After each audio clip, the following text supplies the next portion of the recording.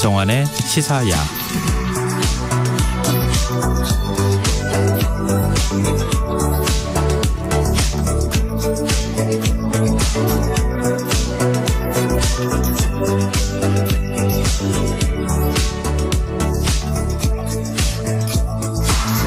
하루의 마무리, 오늘도 함께 하시죠. 시사평론가 김성환입니다. 마약 투약 혐의로 경찰 조사를 받던 배우 이성균 씨가 사망하면서 경찰 책임론이 제기되고 있습니다. 윤희근 경찰청장은 수사가 잘못됐다고 생각하지 않는다면서도 경찰의 수사 관행, 언론 보도, 공보 준칙을 되짚어보겠다는 입장을 밝혔는데요. 이 문제 어떻게 봐야 하는지 더 깊이 들여다보는 인터뷰 시간에 전문가와 얘기 나눠보겠습니다. 업계 16위인 중견건설사 태영건설이 오늘 워크아웃을 신청했습니다. 부동산 프로젝트 파이낸싱 문제가 우리 경제의 뇌관이 될 수 있다라는 우려가 나오는데요. 목요일 경제읽기 코너에서 자세히 분석해보겠습니다. 김성환의 시사에는 청취자 여러분들의 관심과 참여 기다립니다. 방송 내용과 관련해 의견 있으신 분들은 문자 보내주십시오. 당첨된 분들께는 모바일 쿠폰 보내드릴 텐데요. 참여하실 번호는 샵9730이고요. 짧은 문자 50원, 긴 문자는 100원의 이용료가 부과됩니다. 또 저희 방송을 유튜브를 통해서도 실시간으로 시청 또 참여하실 수 있는데요. KBS 라디오 채널 들어오셔서 구독, 좋아요 많이 눌러주시길 부탁드립니다. 김성환의 시사야, 그럼 지금 시작하겠습니다.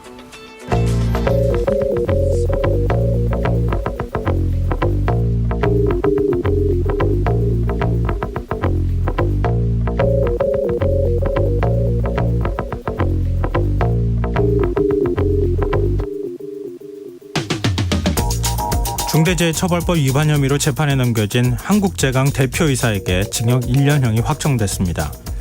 다음 달이면 중대재해처벌법이 시행된 지 2년을 맞게 되는데요. 원청 대표가 대법원에서 실형을 확정받은 것은 이번이 처음이라고 하죠. 판결의 의미를 살피기엔 늦었다는 생각을 지우기 어려워 보이는데 청취자 여러분 생각은 어떠십니까? 지난해 1월 27일 법 시행 이후 지금까지 유죄가 선고된 사례는 모두 12건, 그 가운데 실형이 선고된 건 앞서 소개한 한국제강 사건 단 한 건에 불과했고 나머지 11건은 모두 집행유예가 내려졌는데요. 중대재해처벌법이 정말 기업에게 가혹한 처벌로 이어지고 있는 걸까요? 대법원이 한국제강 대표에게 실형을 선고한 배경엔 기업의 안전의무 소홀이 자리하고 있습니다. 사측은 법 시행에 대비할 시간이 부족했다고 주장했지만 재판부는 한국제강이 안전조치 의무 위반으로 이미 3차례 벌금형 처벌을 받은 전력이 있다고 질책했는데요. 그럼에도 대법원이 확정한 형량이 법정 하한선인 징역 1년에 그친 점을 두고 아쉽다라고 하는 반응이 나옵니다.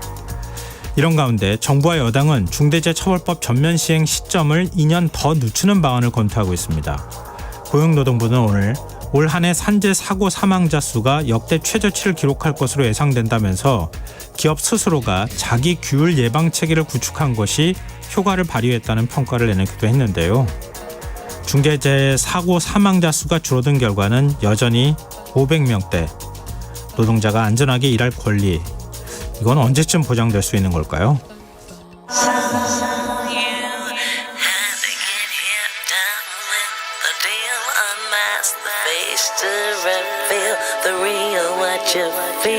You and your everyday situations, all the unnecessary complications.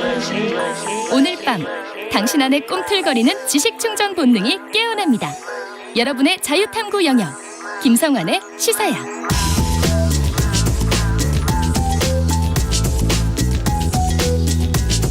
오늘 어쩌던 뉴스 꼼꼼히 정리해드리는 뉴스야 시간입니다.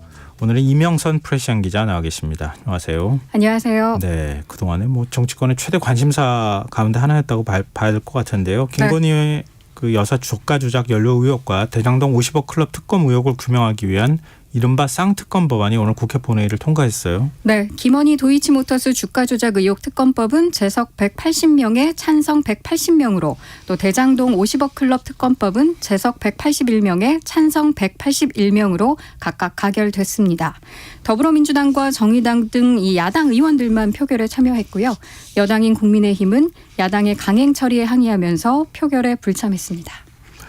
재석과 찬성이 이렇게 일치하는 거 보는 것도 참 오래간만의 일 아닌가 싶은데요. 지금 민주당은 수정안을 좀 그 본회의에 상정하도록 했고 이게 네. 통과가 된 거죠. 원래 원안은 아닌 거죠. 그렇습니다. 네. 이 특검 추천 주체에 대한 문구를 수정한 수정안이 오늘 네. 통과된 건데요. 예. 그 내용이 대통령이 속한 정당을 배제한다는 것입니다. 그러니까 윤석열 대통령이 탈당을 하게 된다고 해도 이 국민의힘은 특검 추천권을 가질 수 없습니다. 그러니까 윤 대통령이 탈당한 후에 혹시나 여당 측이 선호하는 인물을 특검에 추천하는 이 만일의 상황을 대비한 차원이라고 볼 수 있습니다. 민주당은 또 이 김건희 특검법에 명시된 파견 검사 수가 20명인 점을 고려해서 대장동 특검법 파견 검사 수도 20명으로 한다고 내용을 수정했습니다. 정의당 물론 이 해당 수정안에 동의했습니다. 지난번에 이동관 방송통신위원장 탄핵 소추안 발의하고 그 국회 본회의에 상정됐을 때 그때 네. 연이어 한 2번 정도 일명 국민의힘- 물을 먹었죠. 예, 네. 국민의힘 수에 좀 졌다 뭐 아니면은 당했다 뭐 이런 표현들이 있었잖아요. 그거 이제는 안 당하겠다 이런 의지가 좀 보이기도 하는데. 한 번 당했으면 뭐 그 다음에 대안이 나올기 마련이니까요. 그리고 지금 국민의힘에선 거부권 행사를 공식 요청하겠다 이런 뜻을 받겠어요. 네, 국민의힘이 예고한 대로 이 쌍특검법 표결 직전에 본회의장에서 전원 일어났고요. 국회 로텐더홀 계단에서 방탄특검, 정쟁특검이라는 피켓을 들고 규탄 대회를 열었습니다. 네. 이 자리에서 윤재옥 원내대표가 윤석열 대통령에게 쌍특검법 통과 즉시 신속하게 당당하게 제2요구권을 행사해 주실 것을 요청드린다고 했고요. 대통령실도 이 정부에 이송되는 대로 즉각 거부권을 행사할 것이라고 일명 호응했습니다. 대통령실 입장도 나왔죠. 네, 제가 이 국회 본회의를 유튜브 생중계로 보고 있었거든요. 네. 김건희 특별법 투표에 대한 이 국회의장의 가결 선포와 거의 동시에 윤 대통령 거부권 행사할 것이라는 속보가 떠서 조금 놀라긴 했습니다. 대통령실도 뭐 야당도 여당도 다 예상한 내용이지만 많이 서두른 모양새입니다. 이동훈 대통령실 홍보수석도 이 브리핑룸 문 밖에서 마치 대기라도 한 것처럼 처리되자마자 브리핑룸을 방문했는데요. 네. 지금 국회에서 쌍특검 법안이 통과됐다. 대통령은 법안이 정부로 이송되는 대로 즉각 거부권을 행사할 것이다라고 알렸습니다. 단어 선택에 있어서도 헌법에 명시된 이 대통령의 권한이죠. 제2요구권이 아니라 정치권에서 그리고 일반적으로 통용되는 거부권이라는 단어를 사용했습니다. 약간 좀 감정적인 반응도 좀 느껴지긴 하는데요. 네.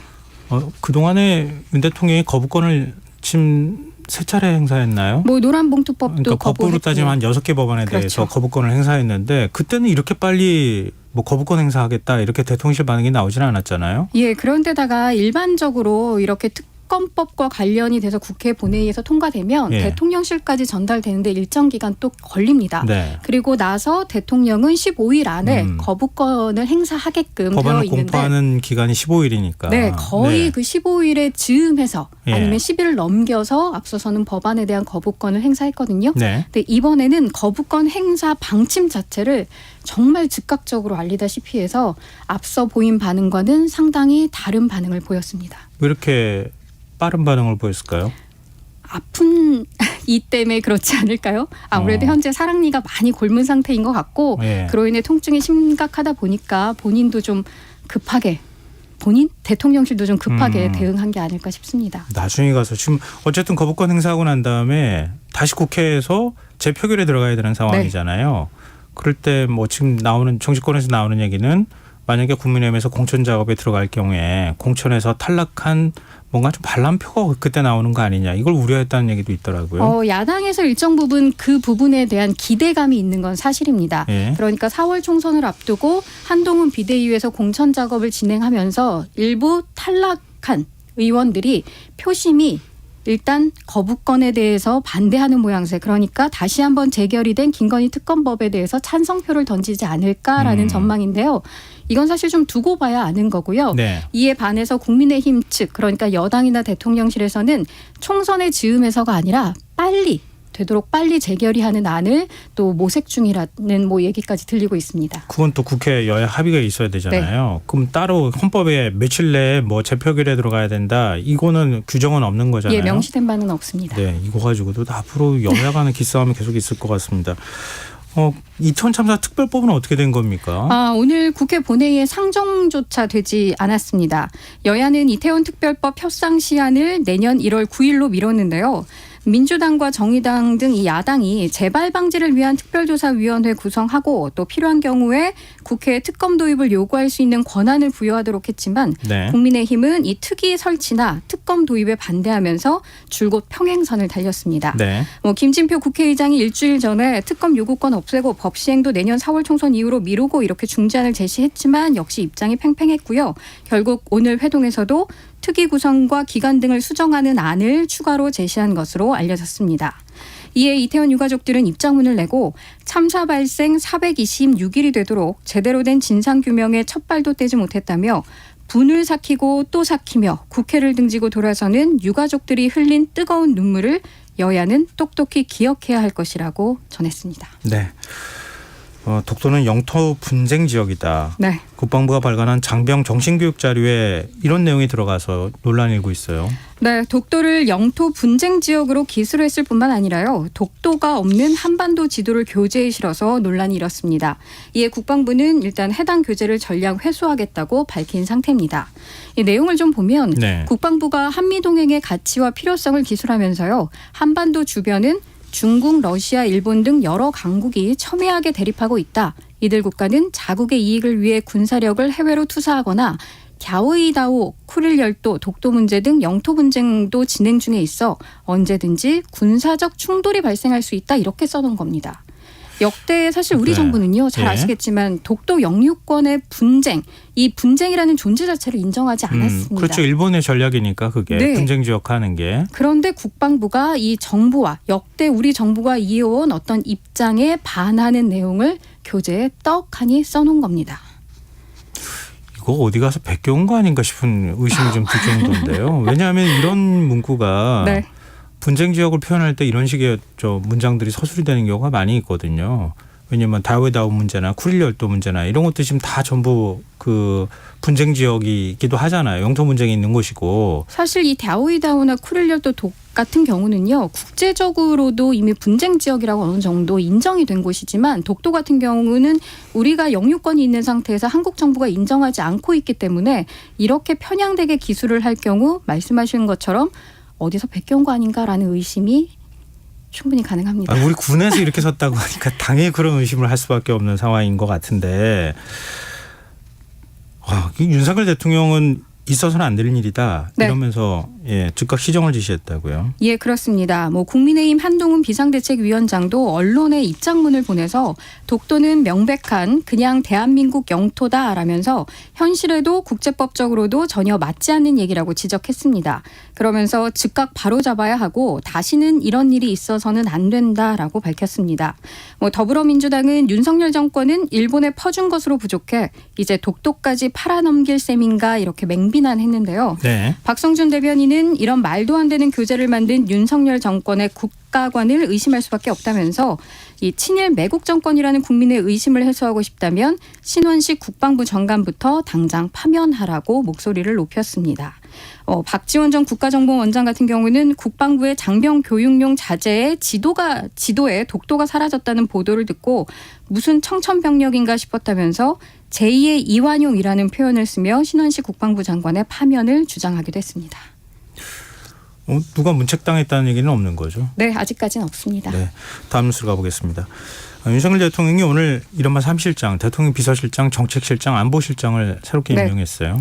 용산 대통령실이 참모진을 바꿔서 2기 체제로 새롭게 출범하겠다라는 건데요. 네. 이관섭 비서실장 내정자에게 힘이 실렸다는 평가가 나옵니다. 이 이관섭 내정자는 국정기획수석에서 정책실장으로 승진 기용된 지 한 달밖에 안 됐거든요. 네, 그것도 이례적으로 받아들일 수밖에 그렇습니다. 없을 것 같아요. 그런데 이번에 다시 한번 대통령의 참모 중에서도 사실상 원톱으로 꼽히는 비서실장을 맡게 된 겁니다. 이관섭 비서실장 내정자는 중책을 맡아 무거운 책임감을 느낀다면서 새로운 각오로 대통령님을 잘 보필하도록 하겠다고 밝혔습니다. 정책실장에는 성태윤 연세대 경제학과 교수가 내정됐는데요. 네. 기획재정부, 금융위원회 등 경제부처 정책 자문 역할을 해온 것으로 알려졌습니다. 또 안보실장에는 장호진 외교부 1차관이 지명됐는데 외교부 북핵외교기획관 부단장, 북미국장, 주 러시아 대사 등을 거친 정통 외교관 출신입니다. 근데 김대기 비서실장이 뭐 이관섭 저 정책실장 임명할 때도 그랬지만 그때도 자리 굳건하게 지켜서 지난번에 이제 부산 엑스포 네. 유치 실패하고 난 다음에 대통령한테 직언을 하거나 정확하게 상황을 전달하는 게 누군가가 좀 부족한 거 아니냐. 그러면서 김대기 비서실장 책임론이 살짝 거론이 됐었잖아요. 그렇죠. 그때도 근데 교체가 안 됐어요. 근데 갑자기 왜 그런 겁니까? 그러게요. 왜 갑자기 그리고 뚜렷한 이유도 없이 교체됐을까 의문이긴 한데요. 네. 일단은 뭐 내년이 집권 3년 차라는 점에 좀 초점이 맞춰져 있는 것 같습니다. 그러니까 본격적인 어떤 국정 운영의 성과를 내야 하는 시점이고요. 네. 또 사실상 지난해 11월 말에 정책 컨트롤 타워 역할을 할 이 정책실장직을 대통령실에 새로 신설을 했죠. 네. 그러면서 고강도 정책 드라이브를 예고했는데 그런 만큼 내년 집권 3년 차가 되는 해에는 정책으로 승부를 보겠다라는 의지가 조금 보입니다. 뭐 그동안 사실 뭐 노동시간 개편, 뭐 의대 정원 확대 같은 사안에 있어서 관계부처나 당사자들과 충분한 조율을 거치지 않고 발표해서 비판을 자초한 측면이 있는데 이런 점도 조금 의식한 것 아닌가 싶습니다. 그러니까 이렇게 여러 가지 이제 배경을 분석하는 이유가 한 달 전에 네. 이관섭 국정상황실장이었었죠 그때. 그리고 정책실을 없는 실을 만들어서 승진시켰죠. 대통령실을 확대 개편하면서 네. 그 자리에 앉혔는데 왜 한 달 만에 입장이 바뀐 거냐. 이게 이상하다는 거잖아요. 그 속을 뭐 아직까지 정확하게 취재는 안 된다. 어렵습니다 좀. 정치권 네. 평가는 어떻게 나옵니까? 일단 더불어민주당은 돌려막기 인사라면서 국정쇄신을 기대할 수 없다 이렇게 혹평했고요. 박성준 대변인은 이 서면 브리핑에서 인사 사유에 대해 가타부타 말이 없어 어떤 의도의 인사인지 도무지 알 수 없다라고 했습니다. 특히 이 말씀하셨던 대로 이관섭 비서실장 내정자에 대해서 관가에서 왕수석으로 불리던 이관섭 실장을 다시 비서실장에 임명해서 어수선한 총선 시기 대통령실의 정부 부처 장악력을 높이려는 의도인가라며 이관섭 실장은 지난해 유병호 감사원 사무총장과 문자를 받아 이 대통령실과 감사원이 유착관계라는 의혹을 받게 했던 장본인이라고 꼬집었습니다. 네, 지금 여러분께서는 KBS 라디오 김성환의 시사회와 함께하고 계십니다. 계속해서 뉴스 이어가겠습니다. 최근 미국 언론들이 그 한국의 155mm 포탄이 우크라이나로 간접해서 들어갔는데 네, 뭐 네. 유럽연합이 지원했던 것보다 훨씬 더 많은 양이었다. 이런 보도들 연이어 내놓지 않았습니까? 네. 근데 러시아가 우리나라 정부를 향해서 수출 보복 조치를 예고했어요. 그렇습니다. 이 산업통상자원부가 지난 26일에 러시아를 겨냥해서 상황 허가 대상을 추가 확대하는 고시 개정안을 공개하자 이 러시아 외무부 대변인이 우리는 이에 대응해 조치를 취할 권리가 있다면서 이 조치는 반드시 대칭적이지 않을 것이고 한국인은 이에 놀라서는 안 될 것이다 이렇게 경고한 건데요. 러시아가 이번 우리 정부의 이 수출 금지 결정에 대해서 미국의 요청에 따른 비우호적 조치로 보고 있다는 점이 조금 우려되는 사안입니다. 더 조치를 취할 수도 있겠다. 러시아가 지금 경고를 하고 나선 거다라고 볼 수 있잖아요. 그렇습니다. 그런데 우리 정부는 어떤 입장입니까? 일단 외교부 당국자는 기자들에게 러시아 측 발언을 인지하고 있다. 한러 관계는 우리뿐 아니라 러시아도 노력해야 한다. 이렇게 좀 우문현답 같은 말을 하긴 했는데 네. 이 당국자에 따르면 수출 통제 조치 발표 전에 러시아에 이미 설명을 했다고 합니다. 그리고 러시아가 대응을 발표하기 전에 따로 협의는 없었지만 한러 양국 간에는 필요한 소통이 계속 이루어지고 있다. 어쨌든 소통 채널은 열려 있다 이렇게 밝혔습니다. 그러면서 러시아 보복 예고라는 일각의 보도에 대해서 러시아어 발표 원본에 대응 조치라고 되어 있다라면서 이 보복이라는 단어에 굉장히 민감한 반응을 보였거든요. 네. 사실이 아니라고 전했는데 주한 러시아 대사관 페이스북에 그 브리핑 원문이 러시아어로 올려 있길래 제가 구글링을 돌려서 번역을 좀 해봤습니다. 네. 그랬더니 구글에서 번역하기로는 보복 조치라고 되어 있더라고요. 아, 그래요? 예, 그래서 이게 약간 외교가에서는 강한 단어도 조금은 외교적 긴장 관계를 고려해서 완화해서 표현해서 전달하기도 하는데 네. 우리 외교부 쪽의 입장을 전면적으로 신뢰해야만 하지만 앞으로 러시아와의 향후 관계를 어떻게 지속적으로 이어갈지는 좀 지켜봐야 할 것 같습니다. 외교관들이 사용하는 언어는 내용을 잘 이해해야 되잖아요. 네. 우리 한중 관계 지금 썩 좋은 편이 아닌데 아니죠. 늘 어떤 문제가 발생할 때마다 중국과 소통하고 있다 이렇게 표현을 쓰거든요. 뭐 소통하고 있다는 거는 그냥 채널은 열려 있습니다라는 정도로 이해하면 어떨까 이런 생각이 드네요. 네, 외교 행랑은 계속 오갈 테니까요. 그렇죠. 네. 네. 좀 걱정되는 소식이네요. 정치권으로 다시 좀 시선을 돌려볼까요? 국민의힘이 오늘 비상대책위원 인선을 발표했어요. 원내대표와 정책위의장 등 당연직 2명을 제외하고 8명의 비상대책위원이 인선됐습니다. 한동훈 비대위원장은 이 김혜지 비례대표 의원, 민경호 시민단체 길 상임대표, 김경률 경제민주주의 21대표, 구자룡 법무법인 한별 변호사, 장서정 돌봄교육서비스 플랫폼 잘한다 대표, 한지아 의정부 을지대병원 재활의학과 교수, 박은식 호남대한포럼 대표, 윤도현 자립준비청년지원 대표를 비대위원으로 임명했습니다. 평균 연령 43.75세고요. 네. 70년대와 80년대 그리고 2002년생으로 구성이 됐습니다. 뭐 제가 일부러 이름과 직함을 하나하나 호명을 했는데 네. 아시는 분은 아시겠지만 김혜지 의원 외에는 다소 생소할 수 있는 인적 구성입니다. 네. 모두 정치 경험이 없는 비정치인 출신입니다. 당내에서는 어떤 평가 나옵니까? 20대와 40대 비정치인들로 꾸려지긴 했지만 뭐 또 살펴보면 당 인재영입위원회나 특별위원회 등에서 활동한 이력이 있다고 합니다. 네. 그래서 기대만큼 참신하지 못하다라는 반응도 일부 엿보입니다. 네. 근데 벌써부터 비대위원으로 내정된 민경호 수학연구소 소장이 과거 했던 발언이 논란이 되고 있어요. 과거 학생운동을 하다가 운동권 정치 청산을 주창하면서 전향한 인물입니다. 이 민경호 소장은 지난 10월에 한 보수 성향 유튜브 채널에서 지금 가장 최대 비극은 노인네들이 너무 오래 산다는 거다. 빨리빨리 돌아가셔야 라는 발언을 해서 논란이 된 건데요. 네. 민경우 소장은 논란이 되자 비대위원 내정자 명의로 입장문을 냈습니다. 네. 젊은 세대의 사회적 역할론을 강조하는 과정에서 나온 실수다. 방송에서 극단적 표현을 썼다. 죄송하다. 사과 취지를 즉시 밝혔다라면서 어르신들을 비하할 생각은 추호도 없고 신중치 못한 표현에 다시 한번 정중히 사과드리겠다라고 했습니다. 반면 이 대한노인회가 네. 성명서를 냈는데요. 네. 한동훈 비대위원장이 민경우 소장을 비대위원에 임명한 조치에 경악을 금치 못한다면서 한 비대위원장은 사과하고 민 소장은 즉각 사퇴하길 바란다고 밝혔습니다.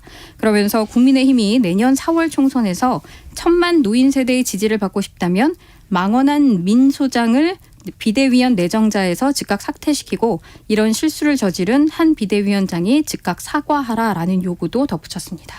김은경 민주당 혁신위원장이 뭐 노인 폄훼 발언 이게 논란이 됐던 네. 적이 있었잖아요. 그렇습니다. 대한노인회 그때 찾아가지 않았어요? 노인회 회장이 찾아갔었습니다. 사진 들고 뺨을 막 때리는 이런 장면이 있지 않았습니까? 바로 그 뺨의 주인공인 그분께서 오늘 이런 입장 발표를 다시금 네. 하셨습니다.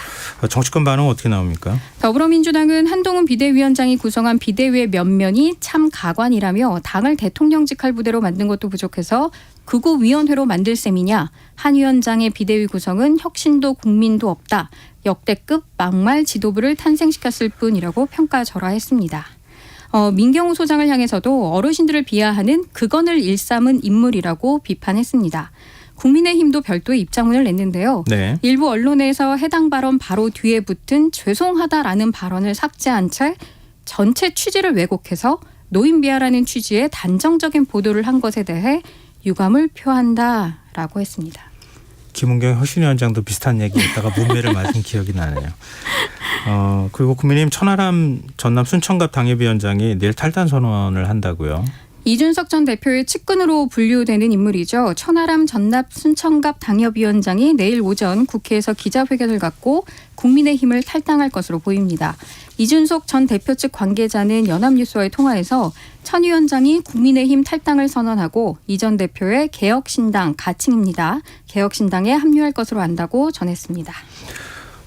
민주당 이재명 대표하고 정세균 정무총리가 오늘 만났는데 정 전 총리가 네. 현해살수 그러니까 낭떠러지에서 손을 놓는다는 의미의 사자성어를 인용했어요. 이게 네. 어떤 의미라고 봐야 됩니까? 일단 이 현해 살수라는 뜻은요. 어떤 희생을 촉구한다라는 것으로 읽힐 수 있는 대목인데요. 네. 공천은 매우 스마트하고 나이스하게 진행해 분열 양산이 없게 해야 한다라면서 공천 문제에 쓴소리를 하면서도 이재명 대표에게는 일각에서 나오는 희생과 비슷한 결의 요구를 사자성어로 에둘러 표현한 겁니다. 네. 그러니까 낭떠러지에서 손을 놓는다라는 건데 낭떠러지에서 손을 놓을 때에는 손을 놔야 된다. 이런 좀 함의가 담겨 있는 것 같습니다. 이와 관련해서 일단 권칠승 수석 대변인은 정세균 전 총리가 결단이 필요하다는 뜻으로 하신 말씀이라며 그렇게 하면 당도 나라도 대표에게 좋은 결과가 있을 것이다라고 해석했습니다. 그러면서 이 결단의 의미를 묻는 말을 특단의 대책이나 과감한 혁신을 이야기하셨기에 비대위나 이선 후퇴와는 거리가 있다고 생각한다고 답했습니다. 글쎄요, 이거 뭐 해석의 여지가 있을 것 같긴 한데요. 네. 앞으로 이낙연 전 대표하고 어떻게 관계를 풀지 이걸 좀 지켜봐야 할 것 같습니다. 오늘 뉴스야 여기까지 하겠습니다. 지금까지 이명선 프레시안 기자였습니다. 고맙습니다. 감사합니다.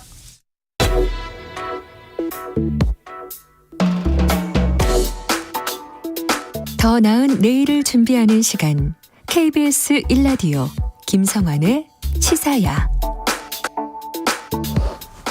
마약 투약 혐의로 경찰 조사를 받던 배우 이성균 씨가 어제 갑작스럽게 세상을 떠난 이후 경찰 책임론이 거세게 제기되고 있습니다. 하지만 경찰은 수사가 적법하게 진행됐고 수사상 유출도 없었다. 이렇게 강조했는데요. 정말 경찰의 주장대로 수사 과정에 문제가 없었던 건지 이은의 변호사 연결해서 얘기 나눠보겠습니다. 변호사님 안녕하세요. 안녕하세요. 네, 경찰이 수사는 뭐 진행 상황을 다 지켜보셨을 것 같은데요.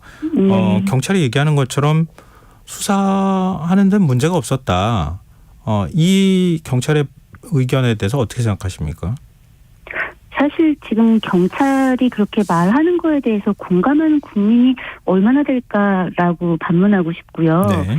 사실 이 사건을 뉴스로 처음에 접할 때부터 진즉부터 이거 뭐지 하는 마음이 있었습니다. 이 사건은 크게 이제 두 갈래로 나뉘는데 네. 경찰이 마약 관련 내사하던 중에 뭐 상습적으로 마약 투약 등 해온 뭐 전과가 있는 뭐 마담 김남이라는 사람으로부터 이성균 씨가 뭐 마약을 한 적이 있다는 취지의 진술이 있어서 그 말에 이제 기초해서 마약 투약 혐의 사건을 했던 이제 그 마약 투약 혐의 사건과 이성균 씨가 김남희 등으로부터 공갈 협박을 당했다고 고소한 피해 사건, 이렇게 이 두 갈래의 사건이었단 말이에요. 네. 그런데 이 사건이 대중에게 알려질 당시부터 이미 이상한 일 투성이었어요. 왜냐하면 수사 진행 과정부터가 갸웃했는데 우선 이 사건은 내사 단계부터 사건이 보도가 됩니다. 네. 근데 내사 때 경찰이 아니면 누가 알 수 있죠, 이 내사를? 그러니까 이건 경찰이 아니면 알 수가 없는 정보인 거예요. 그런데 또 이성균 씨가 마약을 했다는 말은 확인이 필요한 일, 그러니까 불확실한 일인데 이성균 씨가 공갈협박 피해를 입었다라는 건 객관적으로 입증이 되는 확실한 일인 거예요. 네. 그러면 이성균 씨가 피해자인 건 우선 확실하죠. 그러면 가해자가 한 말이라도 확인을 해야겠지만 가해자의 말에 의존해서 불확실한 마약 수사가 주가되면서 계속 장기화되었단 말이에요. 네. 그런데 심지어 이성균 씨는 이 간이시약 검사나 뭐 모발, 다리털, 뭐 심지어 겨드랑이 털까지 검사를 했는데 다 음성이 나왔어요. 네. 그러면 솔직히 말해서 변호사들이라면 통상 이 정도 상황이면 증거불충분으로 검찰 송치도 어렵다라고 생각할 만한 상황이에요. 그런데 경찰이 추가 소환을 했단 말이에요. 네. 증거가 나와서 뭐 12월에 불렀다고 하는데 당사자가 마약이라고 인식하고 한 적이 없다고 진술 이미 했고, 근데 실제 마약 반응이 안 나왔으면 그 외에 더 추궁해서 유죄를 입증할 수 있을 만한 추가 증거가 대체 뭐였을까요? 그럴 만한 수준의 게 있었을지가 이제 사실 더 궁금할 지경이란 말이에요. 네. 그런데 이제 이쯤 되면 경찰에서 이성균 씨가 혐의가 있는가가 궁금한 건지 혐의가 있어야 한다고 애가 타고 있는 건지가 헷갈릴 정도였어요. 그런데다가 이제 계속 포토라인에 세우는데 네네. 제가 피해자 사건을 많이 하지만 피해자 측 변호인에게도 그 출석, 피의자 출석일을 안 알려준단 말이에요. 경찰에서. 네. 예. 그런데 매번 어떻게 이렇게 알고 다 기자들이 기다릴까요? 그러니까 이 사건은 대중에 알려질 때부터 이제 이 지금에 이르기까지 사실은 이상한 일이 있었습니까? 어땠습니까? 물어보시면 이거 뭐지라는 걸로 처음부터 끝까지가 점철된 사건이었다. 저는 그렇게 보고 있습니다.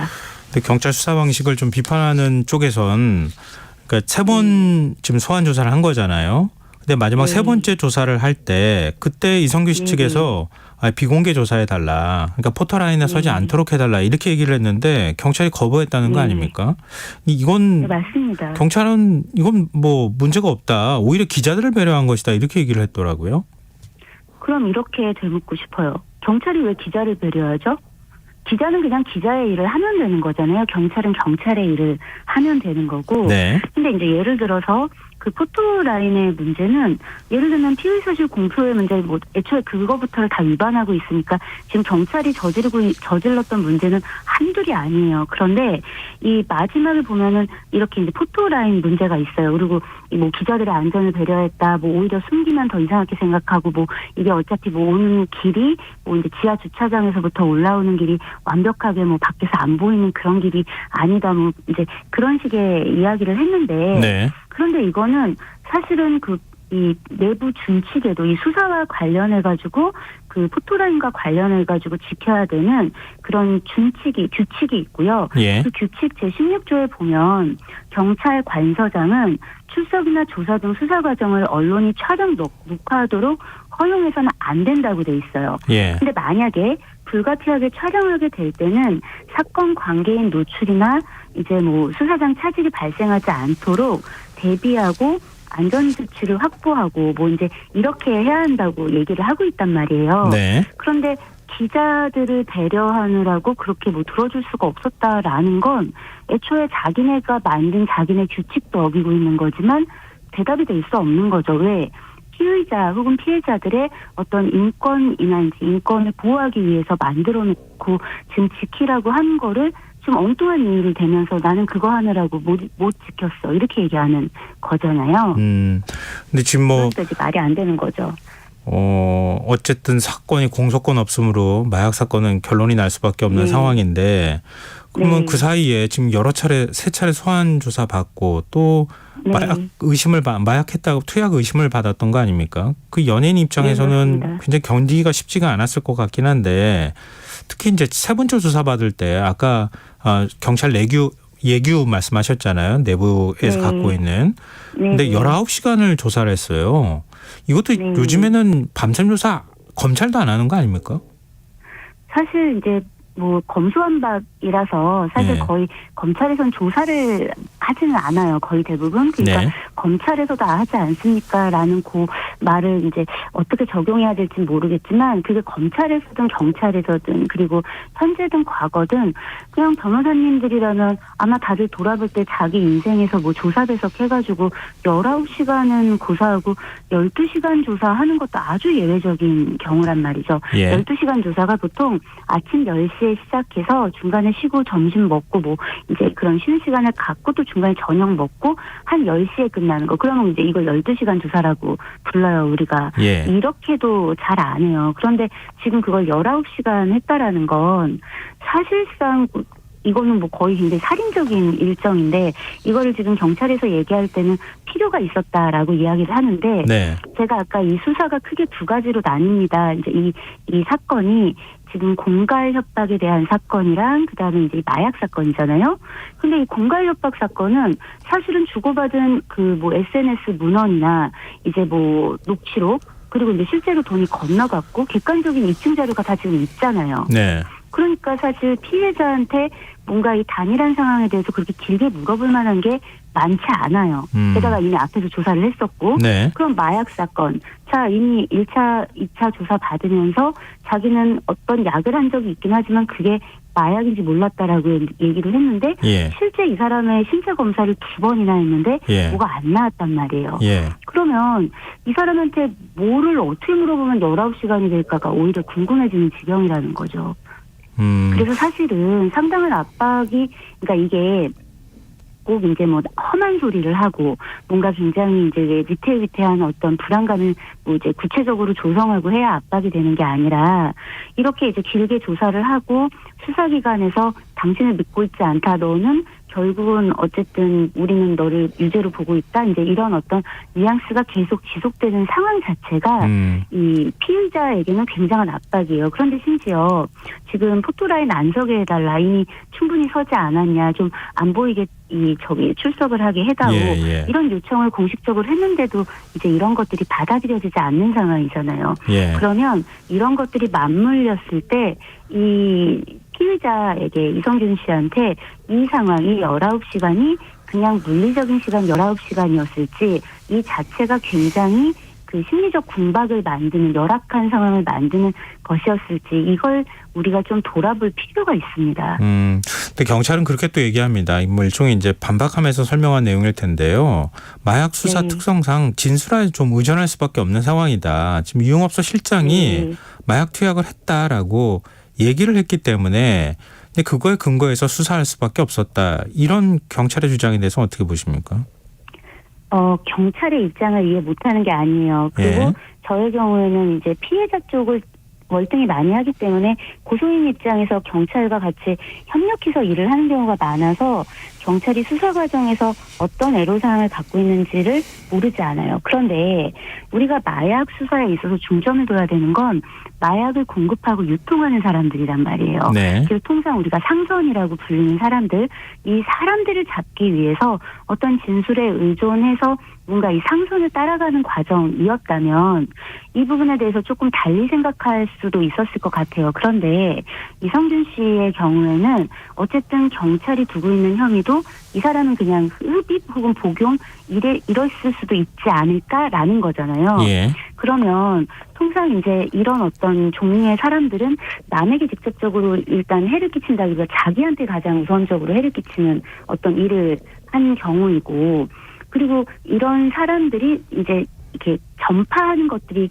적기 때문에 어느 정도 자기가 혐의 부정하는 상황에서 실질적으로도 나오지 않았으면 이게 뭐 타인이 제가 했습니다. 제가 그걸 봤습니다. 이렇게 말한다고 해서 입증될 수 있는 게 아니라는 거죠. 그래서 이런 부분에 있어서 통상의 수사 과정에서 보통 이런 사건의 수사 과정에서 보여주는 어떤 방법이나 정도를 훨씬 넘어선 건 뭐 제론의 여지가 없고 모두가 다 같이 지켜본 국민 모두가 네. 지켜본 어떤 과정이었다. 그것에 대해서 변명할 수 있을까? 저는 이게 마약 수사고 통상 이렇다라는 걸로 얘기하기에는 이성균 씨가 상선이 아니라 복용에 대한 어떤 혐의를 받고 네, 그 사람이 알겠습니다. 초범이었고 이런 점을 생각해보면 좀 무리가 아니었나라고 생각합니다. 언론의 보도 태도에 대해서 좀 여쭤보고 싶은데요. 지금 수사 단계마다 진술 내용이 언론을 통해서 흘러나간다거나 또 언론이 다른 사안들도 거기 덧붙여가지고 보도하는 것. 지금 언론 보도의 그 문제에 대해서는 어떻게 보십니까? 저는 이번 사건이 굉장히 이 총체적 난국을 드러내는 사건이었다고 생각을 해요. 네. 왜냐하면 뭐 예를 들면은 자 23일에 조사를 받고 24일 새벽에 조사가 끝났으면 12월 26일에 이제 그 이성균 씨의 진술 조서를 인용한 어떤 보도가 어떤 방송국에서 된단 말이에요. 네. 그런데 이거는 지금 당장 피의자의 변호인도 입수하지 못했을 지금 자료란 말이에요. 문서란 말이에요. 네. 그런데 이제 이런 것들을 입수해서 이게 이제 단독이고 특종이라고 생각할 수도 있겠지만 이거는 어떤 지금 아직 혐의가 입증되지 않았고 더구나 전체적인 상황을 보면 혐의 입증이 어려울 것으로 보이고 무혐의나 이 무죄로 끝날 가능성이 상당한 사건에 뭔가 여론몰이를 하거나 이제 이목을 집중시키는 그런 효과를 주는 것들을 보도하는 거잖아요. 예. 그리고 또 사건과 직접적으로 상관없는 뭐 이제 사생활에 대한 어떤 녹취록 같은 걸 보도하는 행태라든가 이런 것들은 이번 기회에 내가 무슨 짓을 하고 있나, 우리가 무슨 짓을 하고 있나, 우리가 무엇을 소비하고 있나, 이거를 뭐 보도했던 매체나 뭐 혹은 뭐 이제 당사자, 이제 이 매체의 당사자들 혹은 이걸 소비했던 우리 대중들도 함께 고민해야 될 지점이라고 생각합니다. 네. 지금 뭐 현 정부에서 마약 수사 굉장히 강조하고 있잖아요. 마약 뭐 근절을 해야 된다 이렇게 얘기를 하고 있는데 앞으로 수사가 똑같이 이런 방식으로 진행되면 비슷한 일들이 더 많이 발생할 수도 있을 텐데 이번 기회에 경찰이 수사 관행에 문제가 없는지 이런 부분 한번 돌아보면 어떨까 싶습니다. 오늘 말씀 고맙습니다. 네, 감사합니다. 네, 지금까지 이은의 변호사였습니다.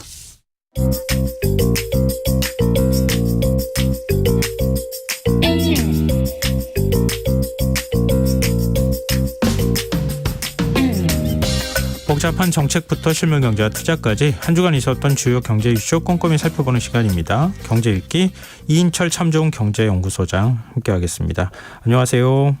네, 안녕하세요. 네, 그동안 뭐 부동산 PF 불안하다 얘기가 계속 나왔는데 태흥건설이 워크아웃을 오늘 신청을 했어요. 그렇습니다. 이 아마 방송사 SBS를 더 잘 기억하실 텐데요. 예. 태영의 TY홀딩스의 자회사들입니다. 건설업계 시공능력평가 16위 업체가 오늘 이사회를 열고 이제 워크아웃 이른바 이제 기업 재무개선 작업을 이제 신청을 한 겁니다. 네. 업계에서는 이제 올 게 왔다. 이제 사실 부동산 PF 어떤 부실의 내관이 될 것이냐 아니면 찻잔 속에 태풍에 그칠 것이냐 뭐 찬반 논란이 있지만 네. 태영이 도대체 16이라는데 얼마나 어렵길래 지난달 말 기준 이제 태영의 이제 우발 채무가 한 3조 6천억 원 정도 내년까지 갚아야 될 빚입니다. 네. 부채 비율이 한 480%여서 자산의 4-5배 수준이어서 아마 중대형 국내 35개 대형 건설사 가운데 가장 부채 비율이 높습니다. 그래서 사실은 지난해부터 계속 끊임없이 위기설이 나돌았거든요. 네. 이 우발 채무라는 게 뭐냐면 이게 사실 태영이 낸 자체 건설사 부채는 아닙니다.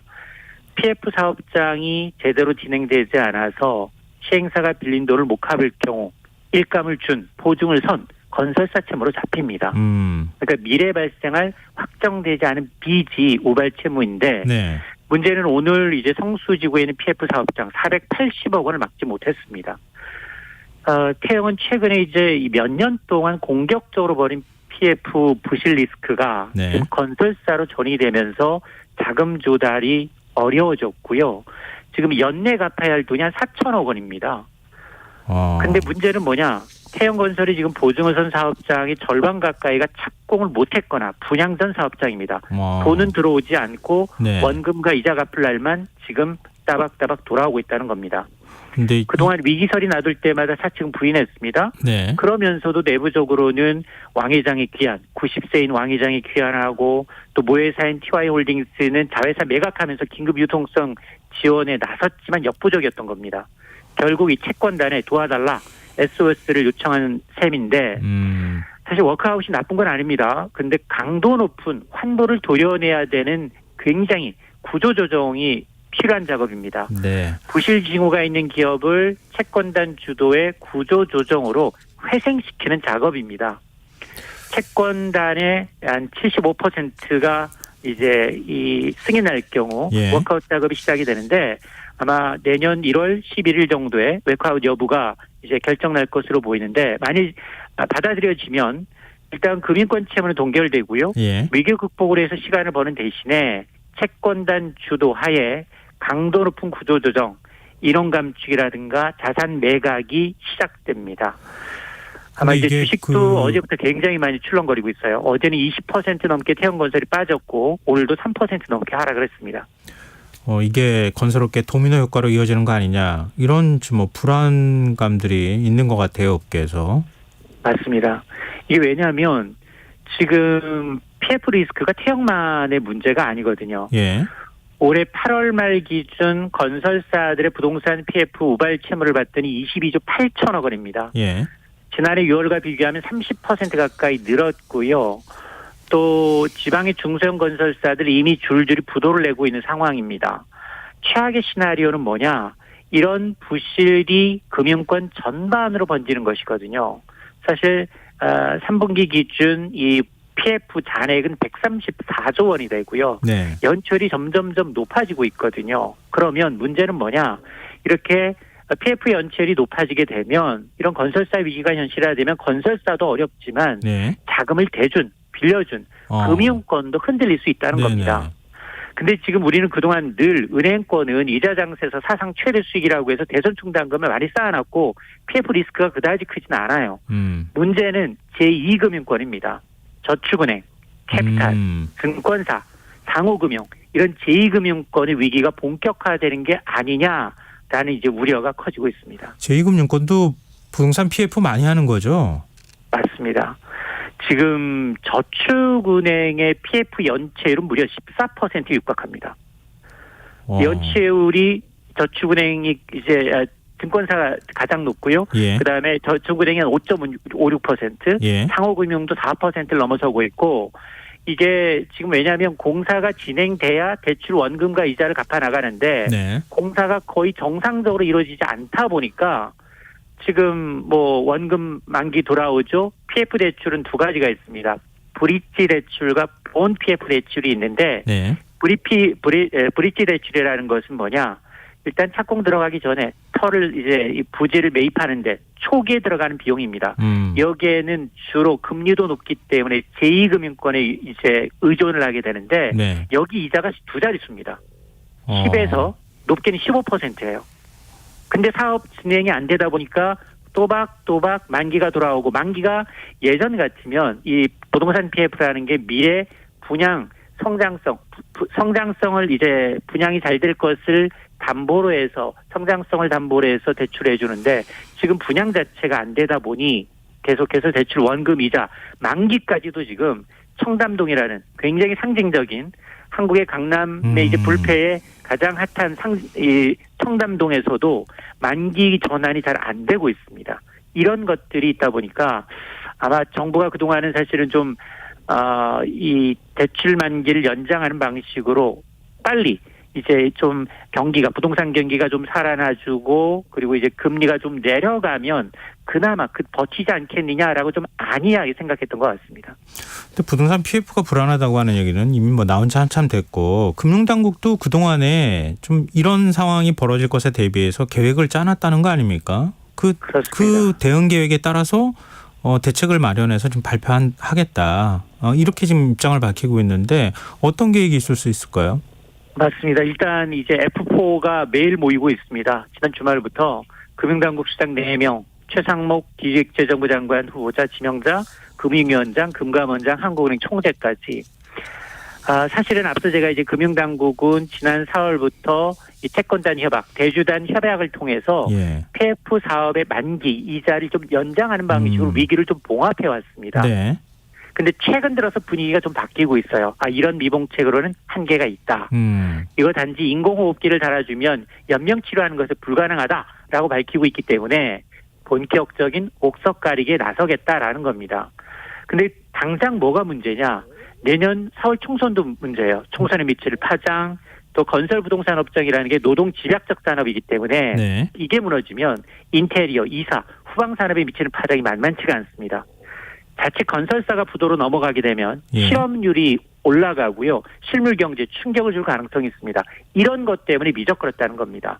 그래서 지금 가장 중요한 건 뭐냐. 약간 스탠스가 바뀌었다라는 게 일단 이번 사태로 인해서 다른 위기로 전이되는 건 차단하겠다. 이게 가장 급하고요. 네. 그리고 난 다음 두 번째가 옥석 가리기 하겠다는 겁니다. 네. 그러니까 회생 불가능한 사업장들이 꽤 많아요. 이게 왜냐하면 옛날에는 부동산 경기가 좋을 때는 사고 놓으면 이게 굉장히 토지만 받아놓으면 일사천리로 이제 분양까지 됐는데 지금은 그게 멈췄기 때문에 회생 불가능한 사업장이라면 구조조정하겠다. 이미 확보한 토지도 저렴하게 매각해라. 그리고 새로 개발을 유도하겠다라는 거고요. 또 하나가 회상 가능성 있는 사업이라면 이제 지금 대주단 협약을 통해서 PF 정상화 펀드를 통해서 일단은 이제 이 적극적으로 회생 가능성을 모색하겠다라는 건데 이게 앞서서 진행이 됐어야 했어요. 이게 올 2, 3월에 미국의 실리콘밸리 뱅크 은행이 터지면서 우리나라의 내관은 뭐냐? 다들 전문가들 이구동성으로 부동산 PF를 찍었습니다. 네네. 그런데 그 고통을 뒤로 미루다 보니까 지금 그 고통이 굉장히 환부가 좀 커졌죠. 알겠습니다. 고통은 따르지만 단호한 결단을 해야 되는데 과연 이걸 얼마나 신속하게 할지 여부는 좀 더 지켜봐야겠습니다. 네, 저 다음 이슈로 가보죠. 이젠 치킨값 10,000원대는 더 이상 볼 수 없는 겁니까? 그렇습니다. 제가 늘 말씀드리지만 서민의 영양을 건드리는 3대 식품이 있어요. 치킨 건드리면 안 됩니다. 소주, 라면 이거 오르면 업체만 욕먹는 거 아니 정부도 욕을 먹어요. 아니 세금 내는데 정부 물가하고 관리 안 하고 뭐 하고 있느냐. 그래서 공무원들이 지금 품목별로 전담 관리를 하고 있습니다. 네. 그나마 소주는 내년 세금 깎아주는 방식으로 내년부터 출고 가격 인하를 유도합니다. 네. 물론 이게 술집의 가격이 인하할지 여부는 미지수지만 어쨌든 당장 내일부터 치킨값이 또 오릅니다. 이 치킨 프랜차이즈 1위 업체인 BH사가 85개 제품의 가격을 적게는 500원, 많게는 3,000원입니다. 평균 인상률이 12.4% 올린다는 겁니다. 물론 2년 만에 가격 인상했어요. 근데 이 업체의 대표 메뉴 프라이드 치킨이라고 하는 프링클 가격이 18,000원에서 21,000원으로 오릅니다. 네. 이 얘기는 빅3 프랜차이즈 치킨 업체 1만 원대 치킨은 사라졌다라는 거고요. 여기다가 배달비 5, 6천 원 감안하게 되면 배달치킨 한 마리 집에서 먹으려면 3만 원에 육박한다는 겁니다. 저는 떡꼬치는 양보를 못하는데 이거 추가하면 3만 원 더 넘어간다는 얘기거든요. 아, 부담이 좀 커질 수밖에 없을 것 같은데 좀 이렇게 해버리면 좀 다른 경쟁사들도 따라 올리는 상황이 벌어질 수 있잖아요. 맞습니다. 지금 이미 올렸어요. 이 치킨 국장님 긴장하셔야 합니다. 치킨 3사 가운데 BBQ 치킨, 교촌 치킨 이미 지금은 아직은 인상계 없다라고 하는데 이미 안심할 수 없는 게 이들 두 개사가 지난해부터 가격을 두 자릿수 계속 올렸습니다. 예. BBQ는 지난해 5월 사이드 메뉴 음료 제외해서 제품 가격 2,000원씩 올렸고요. 교촌도 올해 4월 품목별로 최대 3,000원 올렸어요. 그러다 보니 소비자들의 반응이 싸늘합니다. 치킨값을 10% 이상 올리니까 이 지난 가격 인상 이후에 소비자들이 등을 돌리고 있어요. 실제로 교촌의 올 상반기 매출은 1년 전에 비해서 두 자릿수 넘게 감소했습니다. 지금 가정 내에서 치킨 배달 소비량이 3년 전보다 줄어들고 있는 게 나타나고 있고요. 예. 또 하나는 가성비를 강점으로 한 대형마트, 편의점 10,000원 이내의 치킨을 선보이고 있거든요. 예. 당연히 이런 고물가 속에 소비자들은 대형마트, 편의점을 선호할 수밖에 없기 때문에 이번도 또 한번 소비자들이 외면을 받는 게 아닌지 좀 지켜봐야 될 대목입니다. 그동안에 정부가 가격을 좀 눌러왔잖아요. 이번에도 좀 인상 자제 요구안 받아들일 가능성이 있겠습니까? 저는 이제 거의 그럴 가능성이 없다라고 보는데요. 정부가 물가관리 명분으로 소비자 체감도가 높은 28개 품목을 전담 관리하고는 있습니다. 네. 단기적으로 매일 담당 공무원이 전화하고 모니터링하니까 가격 인상 못하고 있는 거 맞아요. 예. 근데 문제는 치킨 지금 버젓이 지금 시퍼렇게 지금 관리하고 있는데도 가격을 올리고 있거든요. 네. 세상에 공짜는 없다. 지금은 관리되는 것처럼 보이지만 물가 떨어지는 속도를 더 늦추고 부작용만 나타난다. 제품 용량 줄이고 값싼 제품으로 대체한다라는 겁니다. 그래서 알겠습니다. 기업만 옥죄는 방식으로 물가 단속한다. 이건 보여주기식 행정이라는 비판이 나오는 대목입니다. 네, 알겠습니다. 이래저래 좀 한숨이 나오는 소식인 것 같습니다. 자, 경제읽기 참좋은경제연구소 이인철 소장이었습니다. 고맙습니다. 네, 고맙습니다. KBS 라디오 김성환의 시사 1부 순서 여기서 마무리하겠습니다. 전 11시 정각 2부에 다시 찾아오겠습니다.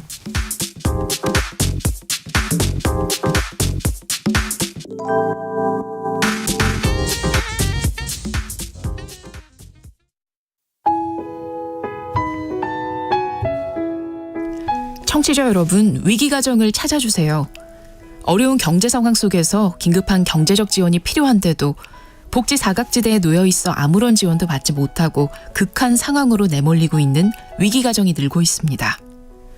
KBS 강태원 복지재단에서는 사회 안전망에서 벗어나 위기에 처해 있는 가정을 발굴해 긴급 지원하는 사업을 진행합니다. 여러분 주위에 스스로의 힘만으로는 도저히 일어설 수 없는 힘든 이웃이 혹시 있는지 찾아봐 주세요. 우리 사회의 건강한 구성원으로 신속히 복귀할 수 있도록 KBS 강태원 복지재단이 작은 힘을 보태겠습니다. 여러분의 제보 전화를 기다립니다. KBS 강태원 복지재단 제보 전화 1533-0900, 1533-0900입니다.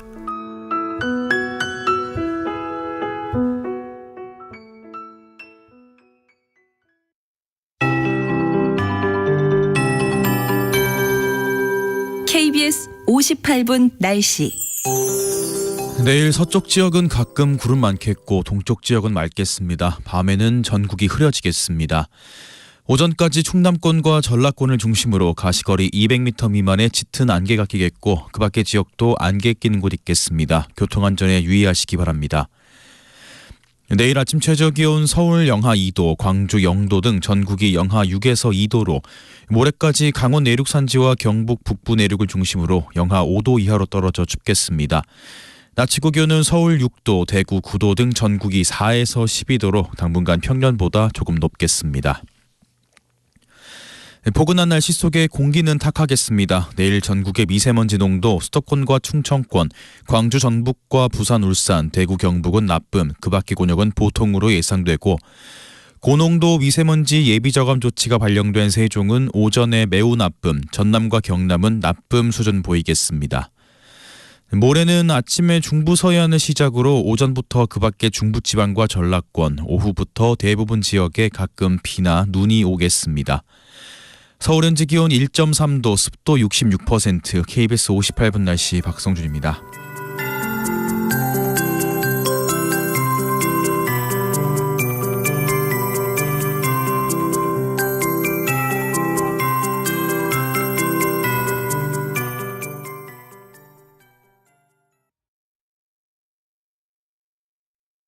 정성을 다하는 국민의 방송 KBS가 11시를 알려드립니다.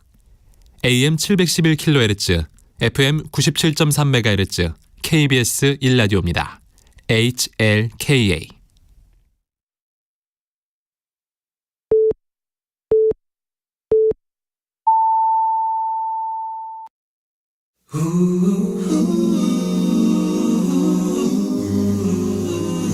이 밤 그냥 보내긴 아쉬우니까요. 당신의 하루의 끝까지 야무지게 채워드립니다. 당신의 지식 충전소 김성환의 시사야.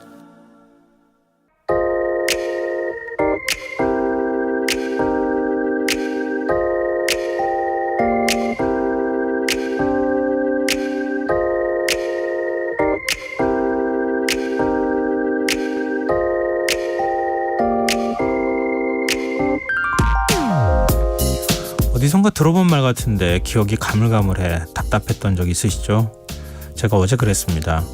지난해 한국의 성별 임금 격차가 31%로 OECD 회원국 가운데 가장 높았다는 소식과 함께 시민사회단체들이 항의의 뜻으로 내년 3월 여성 파업을 예고했다는 사실을 방송에서 전해드렸는데요.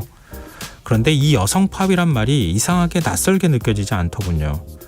분명히 들어본 적이 있는데 기억을 떠올리려고 안간힘을 쓰다 도저히 안 되겠다 싶어 평소 기사를 스크랩해두는 프로그램에 들어가 찾아봤습니다.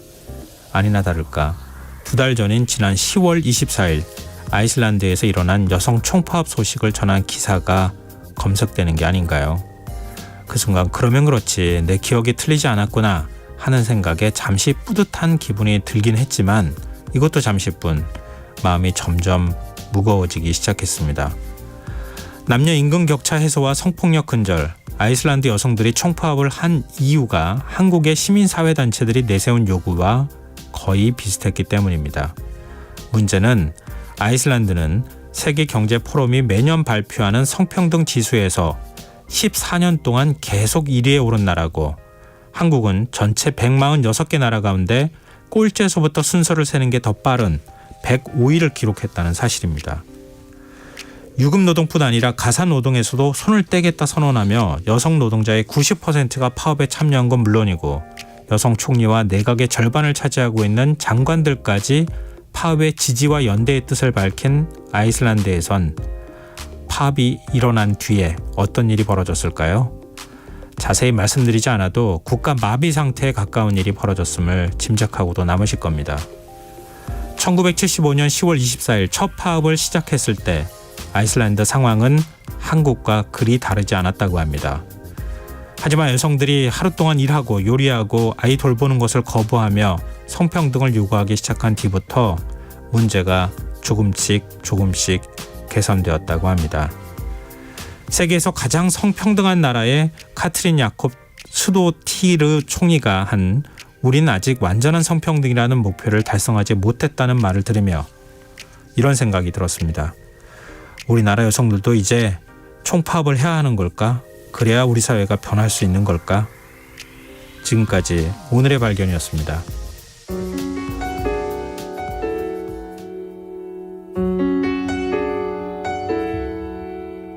Here comes a wave meant to wash me away, a tide that is taking me under, swallowing sand left with nothing to say, my voice drowned out in the thunder, but I won't cry and I won't start to crumble whenever they try to shut me or cut me down.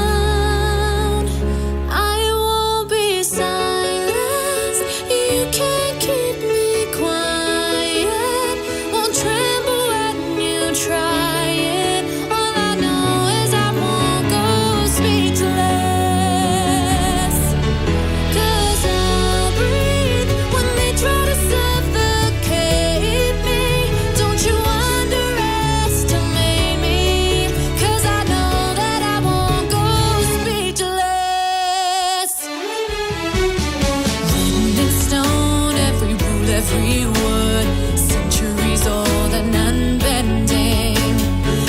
taking your place, better seen and not heard.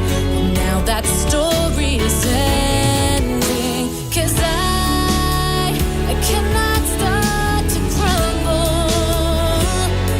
So come on and try to shut me and cut me down. I won't be silent. You can't keep me quiet. Won't tremble when you try it. All I know is I won't go speechless, speechless. Let the storm in. I cannot be broken. No, I won't live unspoken. 'Cause I know that I won't go speechless. Try to lock me in this cage. I won't just lay me down and die. I will take these broken wings and watch me burn across the sky. Hear the echo saying I won't be silenced.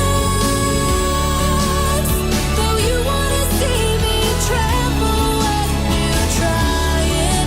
All I know is I won't go speechless, speechless. 'Cause I'll breathe when they try to suffocate me. Don't you underestimate me. 'Cause I know that I won't go speechless. All I know is I won't go speechless, speechless.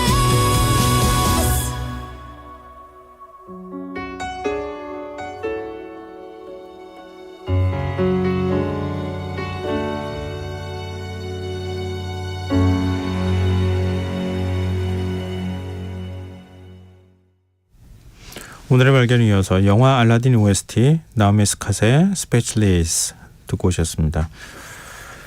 청취자 여러분 관심과 참여 김성환의 시사는 언제나 기다리고 있다는 거 알고 계시죠? 오늘도 방송 내용과 관련한 청취자분들 문자 들어오고 있는데요. 청취자 홍혜찬님, 저는 막 결혼한 지 얼마 안 된 새신랑이지만 당장 출산과 육아를 생각하면 정말 걱정이 많아집니다. 출산율이 낮아지는 데는 분명 사회적인 문제가 있다고 생각합니다. 이렇게 문자 주셨고요. 이슬님, 쉽게 바뀌지 않는 현실에 그냥 한숨이 나오네요. 이렇게 또 문자를 주셨습니다. 그리고 임정환님, 아이슬란드 여성 총파업운동이 올해 일곱 번째로 진행되었다는데 확실히 우리나라에서 직장을 다니는 여성분들의 육아 문제를 비롯해 임금에 관한 부분까지 아직도 사회가 해결하지 못하는 게 많다는 생각 해보네요. 이렇게 또 문자를 주시기도 하셨습니다. 글쎄요, 이게 사실 여성들과 관련된 문제가 해결되면 생각해 보면요, 물론 출산을 위해서 뭔가를 한다 이거는 절대 아니지만 출산율도 올라갈 수 있고 보육, 그리고 교육, 취업 문제 어느 것 하나 관련이 없는 게 없잖아요. 근데 지금 여성들이 차별을 받고 있다는 거는 통계로 다 확인이 되고 있거든요. 이걸 언제까지 그냥 그대로 둘 거냐. 그러면 지금 상황에서 해결해 주길 기다리고 있어야 되는 거냐. 아니면 적극적으로 목소리를 내야 되는 거냐. 뭐 지금 출산율이 0.5명대까지 떨어진다는 얘기가 나오고 대한민국이 소멸될 거라는 얘기까지도 나오는 상황인데 진짜 특단의 대책이 나오지 않으면 이 상황을 더 끌고 가기 쉽지 않겠다는 생각을 자꾸 하게 돼요. 이 뭐 저뿐만 아니라 언론에서도 그렇고 정부에서도 그런 목소리가 나오고 있는 것 같습니다. 좀 더 여성들의 목소리가 커져야 되는 것만은 분명한 것 같습니다. 네, 청취자분들 문자 기다리고 있겠습니다. 계속 많이 보내주십시오. 제가 추첨해서 당첨된 분들께 모바일 쿠폰 선물로 드리겠습니다. 참여하신 문자 번호는 샵9730이고요. 짧은 문자 50원, 긴 문자는 100원의 정보 용료 부과됩니다. 콩 게시판 KBS 일라디오 유튜브 채널을 통해서도 무료로 참여하실 수 있습니다. KBS 일라디오 김성환의 시사회와 함께하고 계신 지금 시각은 11시 9분입니다.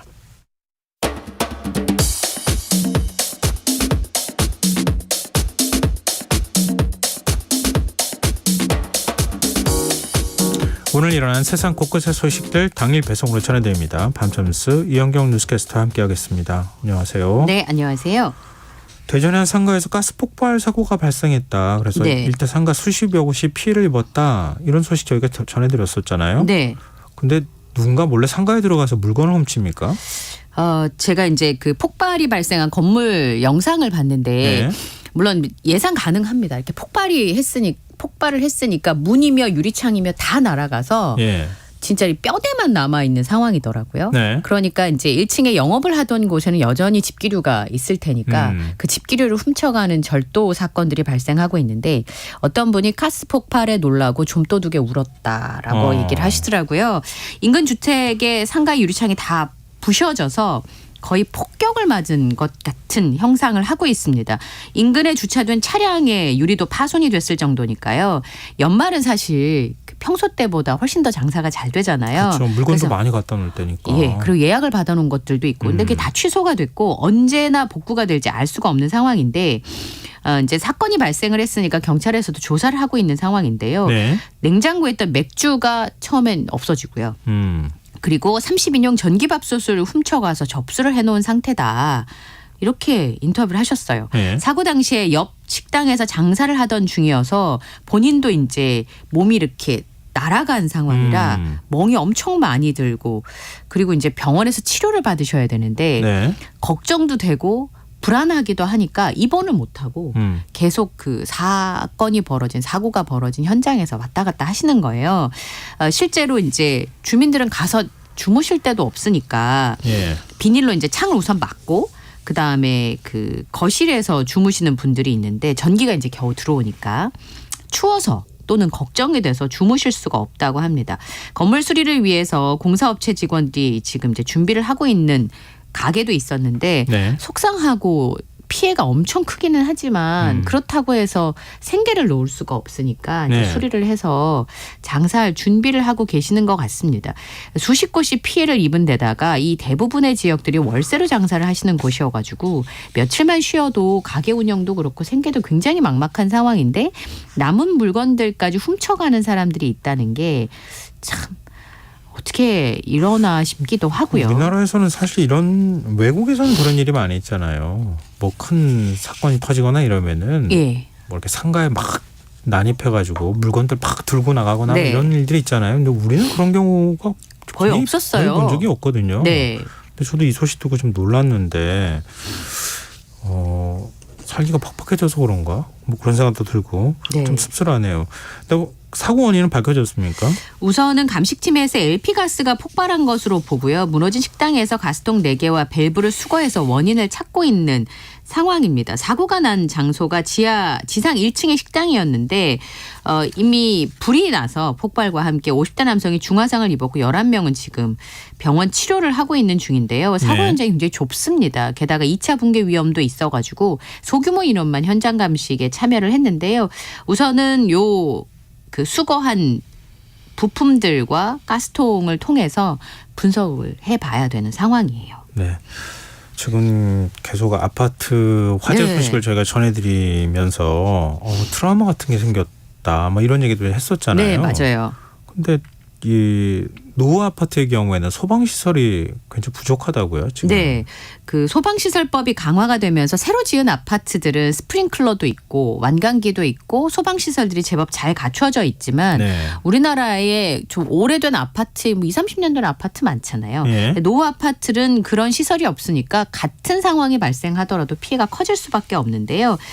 스프링클러 설치 의무만 좀 살펴봐도 1990년에 16층 이상 아파트 중에서 16층 이상으로 이제 의무 규정이 도입이 됐습니다. 네. 그러다가 2004년에 11층 이상 아파트, 그리고 2018년에는 6층 이상 아파트에는 전층에 설치하도록 이렇게 강화가 돼 왔거든요. 그리고 완강기 설치 규정은 2005년이 돼서야 만들어졌는데 그럼 네. 그 전에 지어진 아파트들의 경우에는 그런 의무가 없었던 거죠. 그리고 1992년 7월 이전에 지어진 아파트는 화재 시에 옆집으로 대피할 수 있는 경량의 칸막이도 없고요. 실제로 이 칸막이는 화재가 발생했을 때 아파트 내 발코니에서 옆집 발코니로 넘어갈 수 네, 있도록 맞아요. 예, 그러니까 경계 팍 부분은 때리면은 부서지게 돼 있잖아요. 되어 있잖아요. 그런데 2005년 이후에는 이 경량 칸막이를 설치하지 않으면 대피 공간을 별도로 설치하도록 되어 있는데 이런 그 소방 시설은 신축 아파트들은 갖춰져 있지만 20, 30년 된 아파트는 설치가 안 되어 있는 경우가 많은 거죠. 근데 2022년을 기준으로 했을 때 우리나라에 20, 30년 된 아파트가 387만 가구. 심지어는 30년이 넘은 아파트도 173만 가구입니다. 네. 그러면 대략 560만 가구가 이런 노후 아파트에 살고 있다는 건데요. 그러면 한 가정을 4인 가구로 계산했을 때는 어쨌든 우리나라 인구의 거의 4분의 1에 가까운 사람들은 노후 아파트에 살고 있고 아파트가 아닌 주거 형태도 많잖아요. 네, 그렇죠. 거긴 더 오래된 그 주거 형태도 많이 있으니까 실제로 피해가 확산될 가능성이 굉장히 높은 거죠. 화재가 발생했을 때. 그다음에 이거를 기존의 건물에 그럼 추가로 설치해야 되지 않냐라고 주장할 수 있지만 비용이 많이 드니까 그걸 강제할 수 없는 부분들도 있습니다. 그래서 한 언론에서 서울시내 아파트 5곳을 긴급 점검을 해보니까요. 점검한 경우에 5곳에서 3곳은 방화시설이나 소방차 진입로 같은 관리가 굉장히 미흡한 것으로 나타났습니다. 2001년에 준공된 서울시내 23층짜리 아파트 한 동에 방화문이 제대로 닫혀 있는 층은 7개 층밖에 안 됐다고 하고요. 이번에 방학동에서 화재가 발생한 아파트의 경우도 방화문이 계속 열려 있었다고 했잖아요. 그러니까 이런 부분들 또 거기에 뭐 물건이 많이 쌓여져 있는 경우들도 있고 하기 때문에 좀 경각심을 갖고 평소에는 없어도 되는 일이긴 하지만 화재가 발생했을 때 이 한 번의 선택이 굉장히 많은 사람들의 안전을 담보할 수 있기 때문에 점검이 좀 필요할 것 같습니다. 이제 지진 대비 얘기할 때도 그렇지만 지진 화재 뭐 이런 이제 그 재난 재해 대비하는 거는 각각 개인한테 맡겨놓아서는 비용이 너무 많이 들기 때문에 쉽지가 않거든요. 맞아요. 그럼 그럴 경우에는 정부가 어느 정도 보조나 지원을 해주거나 정책적으로 뒷받침을 해주느냐 이게 매우 중요한데 이런 부분들이 지금 이제 확인되는 것만 해도 곳곳에 이제 허점들이 있는 거잖아요. 보이는 거잖아요. 관리 부실에 관한 문제도 있는 것 같고 정부가 각별히 좀 신경을 써야 되지 않을까 이런 생각이 듭니다. 물론 아파트 거주민들, 주민들 자치회 같은 경우에도 이런 부분에 대해서 스스로 준비하는 작업도 좀 필요할 것 같고요. 네, 다음 뉴스로 넘어가 보겠습니다. 전국에 폐지 줍는 노인이 4만 2천 명에 달한다. 이런 정부 실태조사 결과가 나왔어요. 네, 처음으로 실태조사를 해본 겁니다. 우선 첫 번째, 폐지를 줍는 65세 이상의 노인이 4만 2천 명에 달하는 것으로 나타났는데요. 평균 연령은 76세이고요. 성별로는 남성이 57.7%로 여성보다 많았습니다. 주 6일 동안 평균 하루에 5.4시간씩 일을 했는데 그러면 한 달 평균 얼마를 벌었을까? 15만 9천 원이었습니다. 네. 시급으로 환산하면 시간당 1,226원. 최저임금이 9,620원이니까 너무 못 미치는 그 시급이고요. 그리고 93.2%가 기초연금 수급자였습니다. 그러니까 보통의 노인 대비해서 소득이 너무 낮다 보니까 돈벌이를 할 수밖에 없는 구조인데요. 그래서 왜 폐지 수집을 하는지를 물었을 때 생계비 마련이 54.8%, 용돈이 필요해서가 29.3%, 건강관리가 9.1%였다고 합니다. 네, 이 16만 원도 되지 않는 월 평균 금액 가지고는 생활이 어려우시니까 그거 말고도 청소하시거나 아니면 원래 농사를 짓거나 또 어업에 근무하시는 분들도 한 10% 정도 됐고요. 경비나 시설 관리에 일을 하고 계시는 분도 9.9% 정도 됐습니다. 근데 아시다시피 교통사고 위험에 굉장히 크게 노출이 되어 있습니다. 그러니까 실제로 5명 중에 1명 이상은 부상을 경험했고요. 6.3%는 교통사고를 당했던 경험들이 있었습니다. 그럼에도 불구하고 4명 중에 1명 이상은 폐지 수집을 할 수밖에 없는 건데 왜냐하면 생계를 이어가야 되는 거니까요. 근데 이분들이 날씨나 교통 상황이 걱정이 아니라 폐지 단가가 너무 많이 내려갔더라고요. 제가 보니까 예전에는 이게 100원 정도 받은 그러니까 파지에 킬로그램당 100원씩 할 때도 있었는데 지금 40원 정도라고 합니다. 그러다 보니까 이분들은 몸이 힘들고 육체적으로 어려운 것들도 있겠습니다만 이게 소득에 전혀 도움이 안 되는 정도의 금액이어서 그게 참 걱정입니다. 당연한 말 같지만 삶의 만족도도 굉장히 낮았다고요? 예, 그럴 수밖에 없는 건데요. 전반적인 삶에 만족하는 비율은 13%로 보통의 이 같은 연령에 계신 분들보다 크게 낮았습니다. 건강 만족 비율도 21.4%로 같은 연령대에 계신 분들보다 절반 이하에 불과했었는데요. 근데 제가 걱정스러웠던 건 우울 증상 보유 비율이 39.4%입니다. 평균에 비해서 2.9배 거의 3배 가까이 높았던 건데요. 그래서 내년부터 정부에서 이 폐지 줍는 노인을 전수조사해서 일자리를 연계하는 방침을 준비하고 있는데요. 네. 14만 7천 개 정도를 늘려서 103만 개 일자리를 확보했다고 합니다. 그리고 내년에 노인 일자리 사업에 2조 262억 원을 확보한다고 했는데요.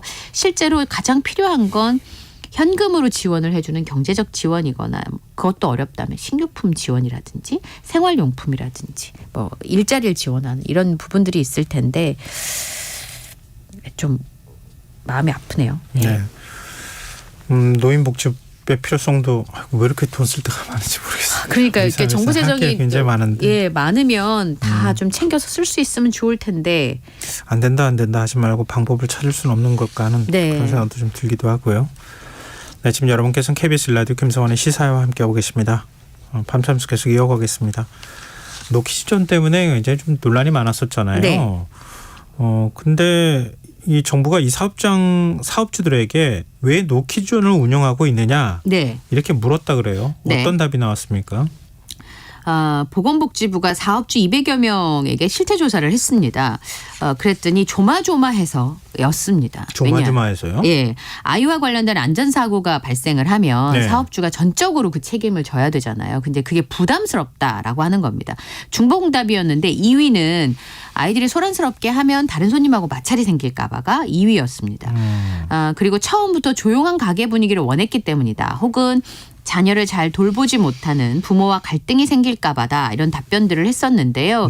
그러면 이거를 좀 중단하려면 어떤 조치를 하면 좋겠냐라고 물었을 때 사업주들이 공공장소에서 보호자의 책임을 좀 강화하고 그걸 홍보를 좀 해달라라는 부분이었고요.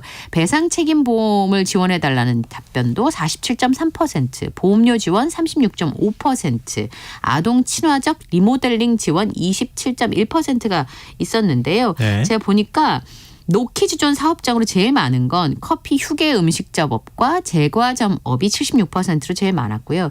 음식점업이 18%, 애견 카페가 4%로 그 뒤를 이었습니다. 이걸 이제 바탕으로 해서 아이를 대하는 온도 높이기 캠페인을 복지부에서 진행할 계획인데요. 그러니까 그 사업주들이 요구했던 것처럼 공공예절을 어린이들이 지키지 않았을 때 그 부분에 있어서 부모님이 잘못된 행동을 좀 짚어주도록, 그리고 반대로 사업주의 경우에는 아이들이 다니기 위험한 지역이 있을 수 있으니까 그런 부분에 대해서 안내를 표시하도록 하는 이런 행동 양식들이 담겨져 있는 캠페인입니다. 직접적인 지원을 사업주들은 좀 바라는 것 같은데 정부는 캠페인이나 교육이나 이런 것들로 뭐 일종의 이제 계몽을 하겠다 이런 뜻인 것 같은데요. 이것만 가지고 될까 하는 생각도 들고 그러네요. 근데 사실 앞서 이제 뭐 그 커피 휴게 음식점업 얘기하는데 아이들 안전사고가 크게 많이 발생할 곳은 또 아니잖아요. 그러니까 실제로 안전사고는 가정에서 가장 많이 발생하는 곳입니다. 왜냐하면 아이들이 보내는 시간이 기니까요. 그런 면에서는 물론 업주도 이제 노력은 해야 되겠지만 아이를 관리하는 부모 입장에서도 책임이 적지는 않다. 이런 부분을 생각하면 어떨까 싶네요. 자, 다음 뉴스로 넘어가 보겠습니다. 이게 또 한 시민이 최근 뭐 날도 추고 그러니까 빙판길에 넘어져서 다쳤는데 알고 보니까 누군가가 일부러 만든 뭐 빙판길이었다고요? 온라인 커뮤니티에 다친 분의 남편분이 글을 올리셨는데 아내가 지난주 토요일에 아침에 출근하다가 아스팔트 빙판길에 넘어져서 많이 다치셨어요. 발목을 접질리고 타박상을 입었답니다. 그래서 응급실 가서 이제 이 글의 내용에 따르면 다리 깁스도 하고 치료를 받았고 며칠째 일도 못하고 집안에만 계시는 모양입니다. 그런데 처음에는 실수해서 미끄러질 수 있잖아요, 빙판길에. 그래서 사고가 난 줄. 눈도 오고 비도 오고 그랬으니까. 그렇게 이해를 하셨는데 경찰에서 연락이 온 거예요. 누군가 고의로 빙판을 만들었다는 사실을 경찰을 통해서 알게 되셨는데 119와 함께 온 경찰이 누군가 물을 뿌려서 일부러 만든 것 같은데 그렇다면 범죄고 피해자로 전환될 수 있으니까 연락처를 달라고 한 거죠. 20대 2명이 그 지역에다 물을 뿌리는 모습이 CCTV로 확인이 됐다는 겁니다. 그래서 20대 2명이 체포가 됐는데 정체는 유튜버였어요. 그러니까 경찰이 왜 물을 뿌렸냐 이렇게 물어봤더니 몰카 촬영, 몰래 카메라를 찍으려고 했다는 겁니다. 아, 누군가가 미끄러지거나 이런 모습을 촬영하려고 그랬다고요? 예, 유튜브에 그 물을 뿌려서 얼게 한 다음에 보이지 않는 구석에다 카메라를 세워놓고 넘어지는 사람들을 촬영했다는 거예요.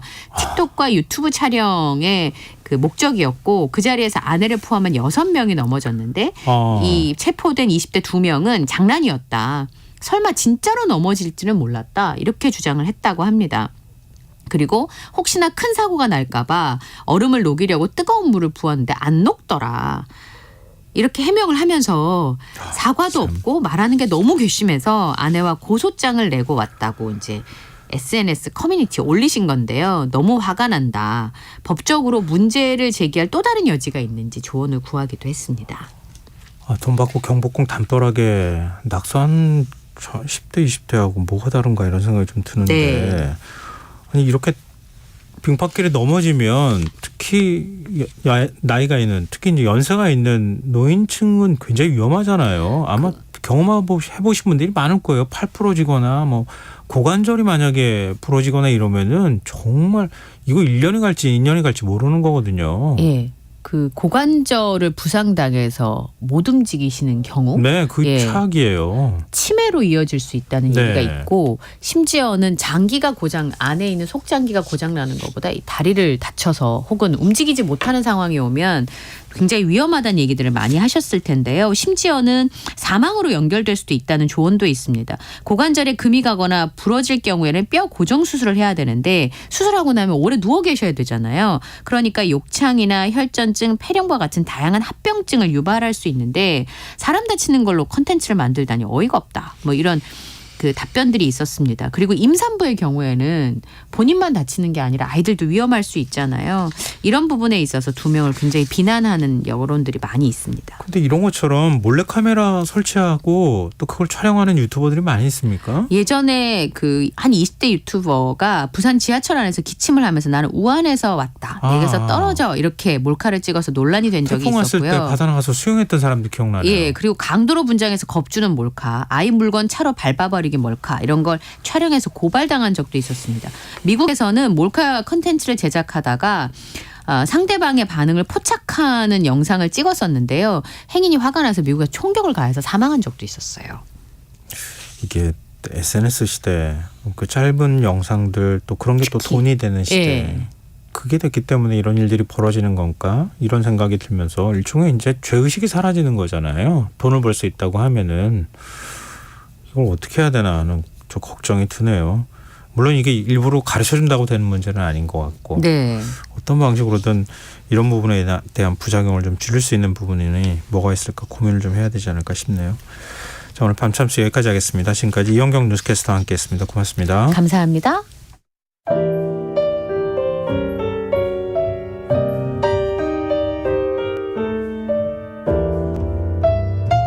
내일의 품격 김성환의 시사야에서 챙겨가세요.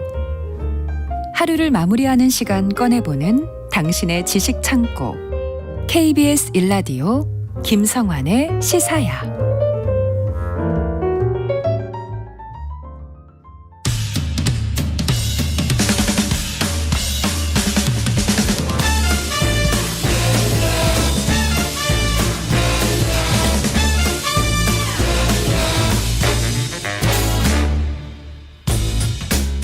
매주 목요일 흥미로운 공연을 소개해드리는 시간이죠.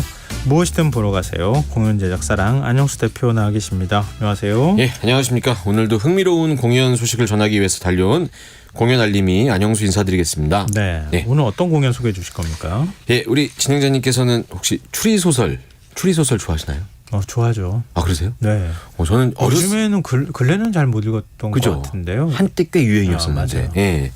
아마 추리소설 좋아하시는 분들께는 많이 알려진 인물인데 그 오리엔트 특급 살인 그다음에 뭐 그리고 아무도 없었다 이렇게 그 이름만 들어도 알만한 작품들을 쓴 영국의 작가 바로 아가사 크리스티. 예. 네. 아가사 크리스티의 이야기를 다룬 뮤지컬이 지금 현재 대학로에서 공연 중이어서 오늘 그 공연을 갖고 왔습니다. 제목은 굉장히 직설적으로 뮤지컬 아가사입니다. 왜 제목을 이렇게 들었을까요? 왜 아가사? 한 방에 좀 들으셨으면 좋겠다는 마음으로. 그럼 아가사 크리스티 뭐 삶을 다룬 거예요?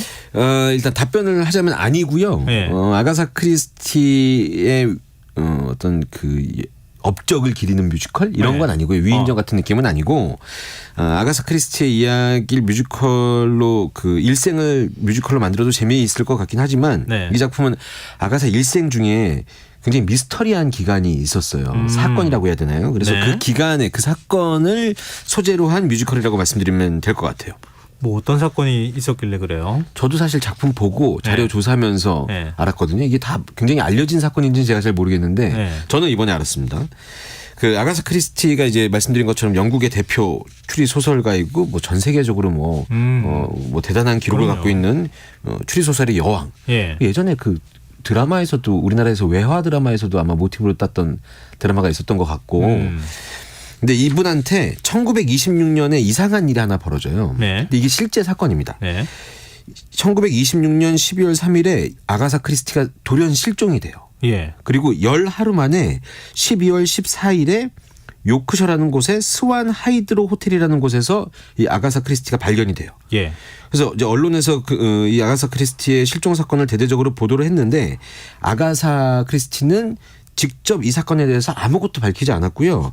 아예 그때의 기억이 없다고 이렇게 얘기를 했다고 해요. 내 머릿속에 기억이 완전히 지워졌다. 예, 근데 이제 여러 가지 얘기가 있죠. 실제로 없었던 건지 추리 소설을 쓰고 있는 사람이니까 일부러 그렇게 했던 건지 이건 여러 가지 썰이 있는데 인터뷰 중에서도 그 데일리 메일이라는 곳에서 딱 한 번 이 사건에 대해서 인터뷰를 딱 한 번 했대요. 예.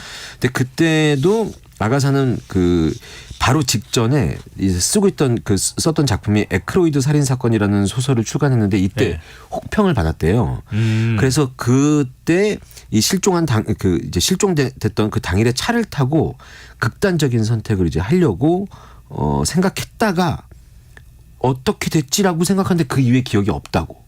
이렇게 자기가 인터뷰에서 그렇게 고백을 했다. 네, 기억이 없다고 계속 이렇게 얘기했다고 하더라고요.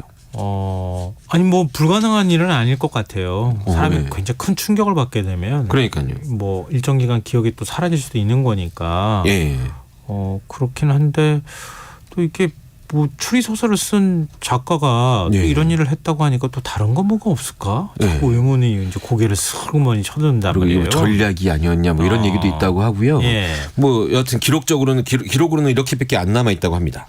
그럼 뮤지컬 아가사. 네. 요 시기 거를 다룬다고 하잖아요. 요 사건에다가 작가의 상상력과 작곡가의 노래 이런 것들이 이제 더해져서 아가사의 요 미스터리 실종 사건이 있었던 그 열 11일 요 기간 동안에 과연 무슨 일이 벌어졌을까? 상상력을 거기에 더해가지고 그걸 가지고 이제 스토리를 만들었다고요. 예. 그래서 제가 줄거리를 말씀드리면 될 것 같은데요. 그런데 이제 이게 제가 줄거리를 말씀드리기 전에 요 사건이 어떻게 되는지 기록으로 간단하게 좀 말씀을 드리고 진행하는 게 더 좋을 것 같아서 일단 객관적인 기록을 먼저 살펴보자. 그렇죠. 이제 그 당시의 기록으로 나와 있는 것들만 가지고 그러니까 말씀드린 것처럼 1926년 12월 3일에 아가사가 실종이 돼요.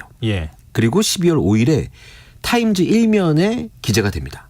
보도가 되는 거죠. 이틀 뒤에. 예. 이제 당시 기사에 이 소설가의 차는 길드포드라는 곳 백악강이라는 곳에 버려진 채 발견이 됐었고 이 차의 앞바퀴가 언덕 가장자리 밖으로 튀어나와 있었다 이렇게 기록이 되어 있다고 하더라고요.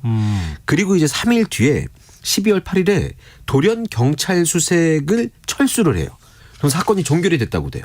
뭐 그렇게 빨리 종결을 해요? 예, 근데 알아보니까 당시 이제 아가사의 남편인 아치볼드라는 사람의 동생이 아가사한테 미리 편지를 받았는데 요크셔에 있는 휴양시설에 아가사가 본인이 갈 거라고 말을 했다고 이제 진술을 해서 그냥 잠깐 쉬러 갔네 이러면서 사건이 종결이 된 거죠. 그런데 이틀 뒤에 다시 경찰이 수사를 재개를 해요. 왜요? 경찰이 보기엔 그 편지를 남겨놨던 이 편지가 납득할 수 없는 이유가 굉장히 많았었대요. 그러면서 이제 자살에 대한 가능성까지 좀 열고 그 근처에 있는 호수까지 수색을 하기 시작했던 거죠. 그리고 12월 12일에 우리가 알고 있는 셜록 홈즈 이 책의 저자 코난 도일까지 이 사건에 개입을 또 하기 시작합니다. 어떡해요? 이제 관심이 가니까 이게 무슨 일이지 하면서 개입을 하죠. 그러면서 아가사가 미완성으로 작업 중이던 푸른 열차의 비밀이라는 작품의 원고를 딱 봅니다. 그러면서 거기서 힌트를 찾아서 막 수색하던 끝에 12월 14일에 요크셔의 한 호텔에서 발견이 되는데 이 호텔에 본인의 남편의 내연녀 네. 낸시 닐이라는 내연녀가 있었거든요. 예. 이 낸시 닐이라는 이름으로 숙박 중인 아가사를 발견하게 되는 거죠. 코난 도일이 찾은 거예요? 그러니까 코난 도일과 함께 경찰들이 수색을 해서. 그래도 또 코난 도일은 대단하군요. 코난 도일이 찾았다는 기록까지는 없고요. 코난 도일이 개입했다는 얘기만 있더라고요. 그래도 개입을 했으면 네, 뭔가 힌트를 줬겠죠. 네, 그래서 이제 그 수사 끝에 나왔던 이야기가 아가사의 그 남편이 바람이 나 있었는데 이 바람난 남편이 이혼을 요구했었다. 그 시기에 이런 얘기가 나왔고 당시에 아가사를 찾기 위해서 그 동원된 수색 인원이 10,000명이 넘었다. 이런 얘기가 있었고 아가사가 실종 직전에 3명한테 편지를 보냈다. 그래서 이 편지를 보면 좋지 않겠냐 이렇게 나왔는데 이 편지를 받았던 사람 중에 한 명이 남편인데 남편은 끝까지 편지를 공개하지 않았다. 뭐 이런 얘기들이 있었던 거죠. 요 사실을 가지고 뮤지컬을 작가가 만든 겁니다. 남편이 문제네.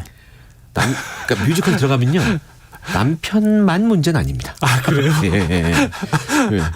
근데 지금 얘기 잠깐 듣기로는 어떤 방식으로든 남편의 책임론이 거론될 수 있는 상황일 것 같은데. 지금 제가 소개해드린 내용만 봐서는 이거는 뭐 1차적으로 남편이 범인이네 이렇게 될 텐데 이 공연 내용을 들어가서 보면 이제 여러 사람들이 나옵니다. 그럼 뮤지컬에는 어떤 상상력이 더해져서 나옵니까?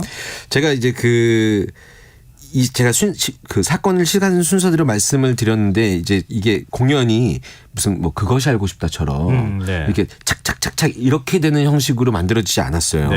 이 사건 자체를 굉장히 좀 드라마틱하고 그러니까 뭐라고 말씀? 그러니까 아가사 크리스티의 내면의 모습을 무대 위에서 만들어내서 이걸 보여줘서 굉장히 드라마틱하고 이래서 뮤지컬이구나 이렇게 생각될 정도로 만들어놨거든요. 요거를 좀 보시면 좋을 것 같아요. 제가 거기까지만 얘기하시면 알 거는 아니죠? 설마. 줄거리 좀 말씀드릴 건데 저도 마음에 좀 부담이 있습니다. 이 줄거리가 잘못 얘기하면 스포일러가 크게 될 것 같아서 그래서 잠깐 마음을 좀 가다듬는 일단 차원에서 우리가 마음의 정돈을 하는 시간이 필요하니까 그렇죠. 그 사이에 노래를 한 곡을 좀 듣고 오죠. 노래 첫 번째 곡은 제가 지금까지 말씀드린 이 아가사의 실종 사건에 대해서 거기 나오는 등장인물들 이 조연 배우들이 노래를 합창해서 부르는 넘버가 있거든요. 바로 뮤지컬 아가사의 그녀의 실종이라는 넘버인데 요거 한 3분 정도 되니까 요거 들으시면 요 내용 사건에 대한 내용이 쫙 나옵니다. 그 힌트가 들어있어요? 힌트는 없고요. 그냥 사건이 일어났다. 공연의 어떤 전개, 오프닝 뭐 이런 느낌이죠. 알겠습니다. 노래 듣고 얘기 이어가겠습니다.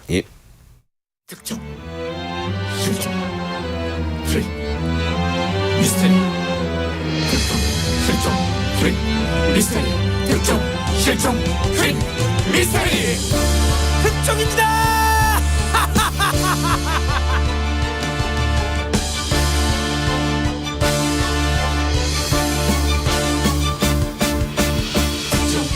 그녀의 실종 사라진 추리소설의 주인공 미스테리 범죄의 여왕 그녀는 어디로 사라졌나.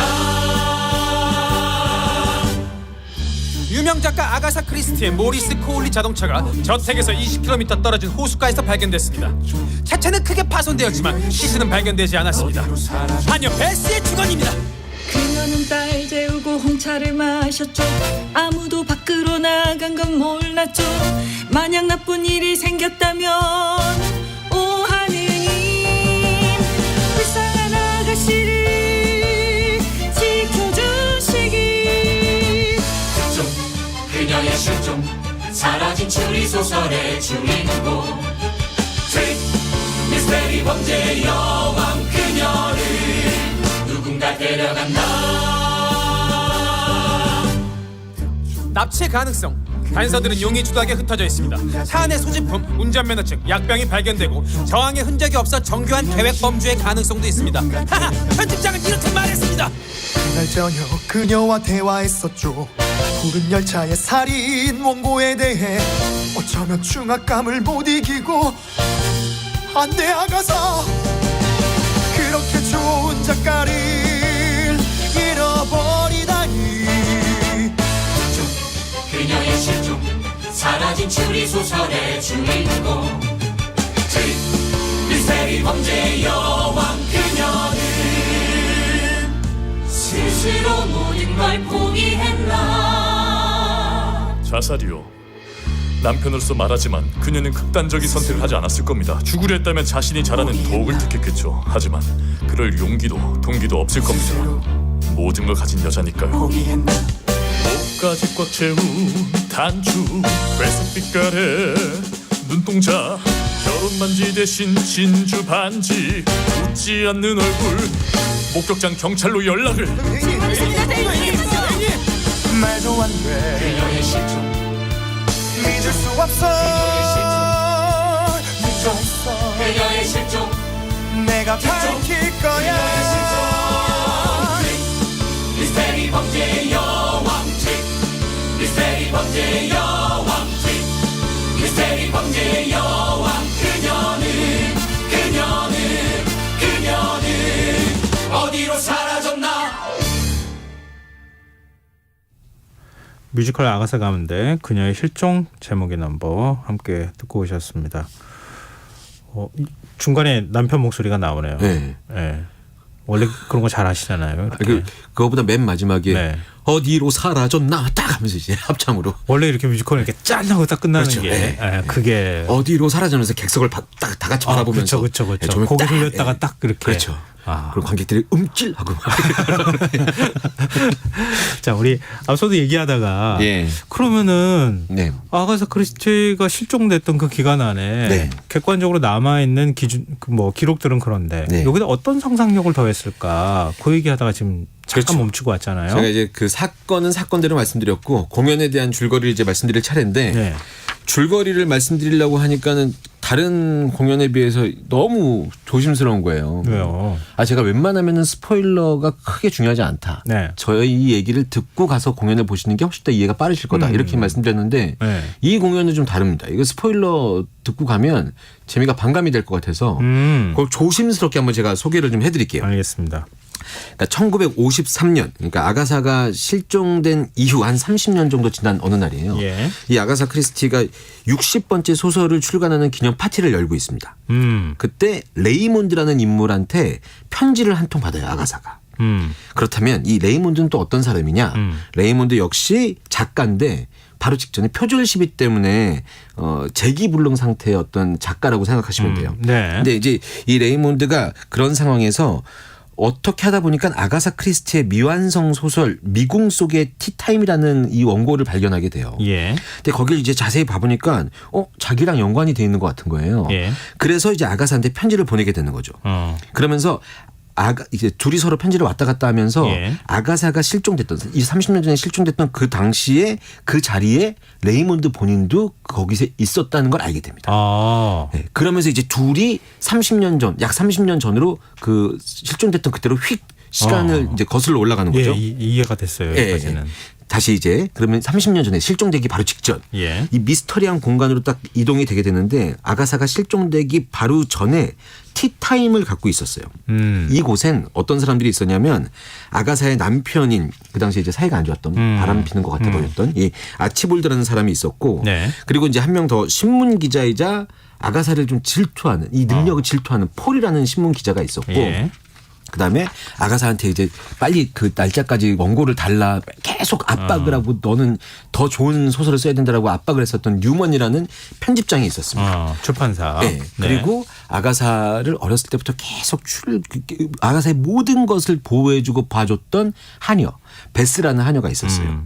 이렇게 모인 사람들이 아가사와 함께 티타임을 즐기고 있는 중에 어린 꼬마 레이몬드라는 친구가 어린 레이몬드가 아가사한테 와서 아가사한테 귓속말로 당신의 미완성 작품 미궁 속의 티타임이라는 이 원고를 봤는데 저는 범인을 알아냈어요. 그러면서 아가사한테 귓속말로 범인을 얘기를 해요. 근데 귓속말이 누군지 모르죠. 이 얘기를 듣고 아가사가 그 이후에 돌연 이 자리에서 잠깐 자리를 비우더니 돌연 사라지게 됩니다. 아가사가 충격을 받은 모양이군요. 충격을 받은 것처럼 보이게 연출이 돼서 그래서 아가사가 사라져요. 그럼 사람들이 아가사를 찾기 시작하죠. 아가사가 사라졌다고 하면서 그러면서 이 레이몬드는 이 자리에 있었던 사람들 아까 말씀드렸던 이 4명의 사람들 중에 범인이 있을 것이다. 그러면서 이 사람들을 여기서 벗어나지 못하게 만들어 놓고 한 명씩 이제 추리를 해나가기 시작하죠. 그러다가 이 4명 중에 누구 한 명이 아니라 이 4명이 모두 사건에 연루되어 있다는 것 같은 느낌을 레이먼드는 받게 돼요. 그렇게 하는 게 이제 이 사건을 풀어나가는 하나의 방법이고요. 그럼 사라진 아가사가 뮤지컬 제목이 아가사인데 네네. 주인공이 사라졌지 않습니까? 예. 그럼 안 보이냐? 이게 아니라 이 주인공 아가사는 아가사의 모습대로 또 한편에서 보여져요. 근데 아가사가 이 그 혼자 있는 시간에 자기가 어떻게 이 소설을 써야 되고 여기에 대한 고민이 있었는데 예. 이때 아가사의 마음을 유혹하고 마음의 속마음을 끄집어내기 위한 어떤 인물이 하나 등장하거든요. 예. 그 인물이 로이라는 아주 미스터리한 인물이 등장합니다. 네. 이 로이는 아가사의 속에 있는 내면을 막 끌어내기 시작하죠. 예. 여기까지만 제가 말씀드릴 수 있을 것 같아요. 지금 머리가 너무 아파서 눈이 이렇게 모아지는 줄 알았어요. 그러니까 너무 집중해가지고. 근데 무슨 얘기인지 이해가 잘 안 돼요. 그러니까 한쪽에서는 레이몬드가요. 이 사건을 파헤치고 있고요. 한쪽에서는 아가사라는 사람이 어떤 내면의 마음이 움직이고 있는지 보여주는 거고 이게 공연 후반부에 극적으로 만나면서 사람들이 공연을 다 보고 나면 이렇게 여러 가지 어떤 반응으로 아우 제가 이 공연을 소개를 정말 잘하고 싶은데 네. 뭐 뮤지컬 소개하면서 이렇게 이걸로 소개하는 분 처음 봤어요. 저는 청취자분들을 다 설득할 수 없다고 생각해서 진행자분만 설득을 하기 위해서. 아니 근데 예. 우리 그렇잖아요. 예. 추리 소설 보면은 네. 뭐 어디 별장에 갇혀 있는데 누군가 한 명이 살해된 거예요. 네. 알고 봤더니 전부 다 살인에 가담하는 뭐 그런 스토리 같은 느낌이 딱 전형적인 그렇죠. 그 틀 안에 있네요. 그 틀 안에 있는 듯한데 마지막에 이 뮤지컬로 만들었을 때 뮤지컬 공연을 보는 관객들한테 쾌감을 느낄 수 있는 방법이 캐릭터를 사용한 방법이 여기 다 들어가 있는 거죠. 제가 중간에 말씀드렸던 이 로이라는 아가사 옆에 나타난 로이라는 인물이 네. 아주 극적으로 활용이 됩니다. 이거 기가 막히거든요. 보신 지 얼마 안 되신 거죠? 아니 저는 지난 시즌에도 봤고 이번 시즌에도 봤어요. 근데 지난 시즌에 봤을 때는 한 번 봤는데 그때는 이 정도에 끝났는데 네. 이제 한 번 보고 나니까 두 번째 볼 때는 좀 앞에 나왔던 그 서사나 이야기까지도 계속 이렇게 그 기억이 나면서 훨씬 더 좀 탄탄해 보이는 그런 느낌으로 공연을 봤죠. 그리고 지난 시즌과 이번 시즌의 큰 차이라면 공연장이 계속 바뀌어 왔어요. 이 공연이. 네네. 근데 이번 공연은 대학로에서 그래도 좀 큰 공연장에서 1막 2막 나뉘어서 공연을 해서 네. 아마 대극장에 하는 뮤지컬을 보시기가 조금 가격적으로 부담스러우신 분들은 이 공연장에 오셔서 1막 2막 나눠진 구성이나 음악도 그렇고 네. 9명이나 공연장에 등장하니까 합창도 그렇고 굉장히 그 뮤지컬스러운 신들이 많거든요. 이거 좀 보시면 좋을 것 같고 무대에 3층 계단으로 양쪽으로 막 이렇게 올라가게 되어 있거든요. 네. 그 층층마다 영상을 많이 활용하게 되는데 예. 이 영상 보는 맛이 또 꽤 괜찮습니다. 그래요? 네. 무대에 신경을 굉장히 많이 썼다. 이런 생각이 들고 아주 그 내면적인 그 아가사의 마음을 표현하는데 중요한 매개로 쓰이는 붉은 실이라는 게 있거든요. 네. 이걸 표현할 때는 무대의 그 조명이나 이런 것들이 영상과 어우러지면서 굉장히 드라마틱하게 보여서 보시는 재미, 듣는 재미 이런 게 좀 있다고 말씀드리면 좋을 것 같아요. 근데 그러면 이거 2번 봐야 되나요? 첫 번 봐가지고는 이 스토리가 잘 이해가 안 되면 어떻게 해요? 아니요. 저 이 방송을 안 듣고 가신 분들은 2번 정도 보셨으면 좋겠는데 방송 듣고 가신 분들은 집중하고 보시면 한 번이면 충분히 이해되고요. 그래요? 그 다음에 2번째, 3번째 N번차 관람은 본인들이 알아서 각자의 잔고 통장 내용을 좀 보시면서 선택하시면 되지 않을까. 근데 이게 추리소설 좋아하시는 분들은 막 호기심이 생겨서 네. 보면 또 보고 싶은 생각이 들 것 같은데요. 네. 우리 그렇잖아요. 책 스토리 복잡하게 꼬여 있는 거 난 추리 영화 보는 것도 너무 머리 아파 이런 분들은 안 보시는 게 나을 것 같은데. 그러신 머리 분들을 아플 것 위해서 같은데요. 아가사의 내면을 들여다보는 장치가 있기 때문에 누구나 보셔도 내 안에 있는 선과 악 이런 것들을 충분히 느낄 수 있는 이 연말에 어울리는 공연이 아닌가. 본인이 말씀하시고 난 다음에도 이게 도대체 청취자분들한테 어떻게 이해가 될까 네. 자꾸 의문이 생기셨죠? 그러면 이런 거 말씀드릴게요. 제가 크리스마스 이브 날 봤거든요. 네. 공연 아까 제가 영상 많이 쓰였다고 그랬잖아요. 네. 영상의 어떤 선명도나 그 곡 퀄리티가 굉장히 높아요. 그래서 크리스마스 이브에는 공연 끝나고 나서 배우들이 루돌프 머리띠 같은 거 하고 네네. 영상 뒤에 받쳐놓고 노래 부르는 이벤트 했었거든요. 네. 그거 너무 이쁘더라고요. 그런 것들 보는 재미로도 공연장에 오셔서 보시면 좋은 추억이 되실 거라고 믿어 의심치 않습니다. SNS에 사진 찍어서 올리기에 딱 좋은 그거죠. 공연이다. 좋습니다. 알겠습니다. 자. 끝으로 노래요. 네. 아가사 뮤지컬 아가사인데 제가 대극장 같은 느낌이 난다고 말씀드렸는데 아가사 그 주요 넘버 하나를 제가 갖고 왔고요. 네. 아가사의 그 독창 넘버가 아주 멋지게 드러나는 곡을 하나 갖고 왔습니다. 마지막 곡은 꿈속으로라는 넘버거든요. 네. 요거 들으시면서 오늘 좋은 꿈 꾸시길 바라면서 물론 알겠습니다. 이 꿈속으로는 약간 악몽 같은 내용이지만 네, 여러분들의 꿈은 행복하게. 알겠습니다. 자, 무엇이든 보러 가세요. 랑 안영수 대표와 함께했습니다. 고맙습니다. 감사합니다. 김성환의 시사 오늘 순서 여기서 마칩니다. 모바일 쿠폰 당첨자는 홈페이지 공지사항에서 확인하실 수 있습니다. 끝곡으로 뮤지컬 아가사 가운데 꿈속으로라는 제목의 넘버 함께 들으시고요. 전 내일 다시 찾아뵙겠습니다. 지금까지 시사평론가 김성환이었습니다. 고맙습니다. 너무나 조용해 아무도 말을 걸지 않는 이 밤 내 말을 듣는 사람은 오직 나뿐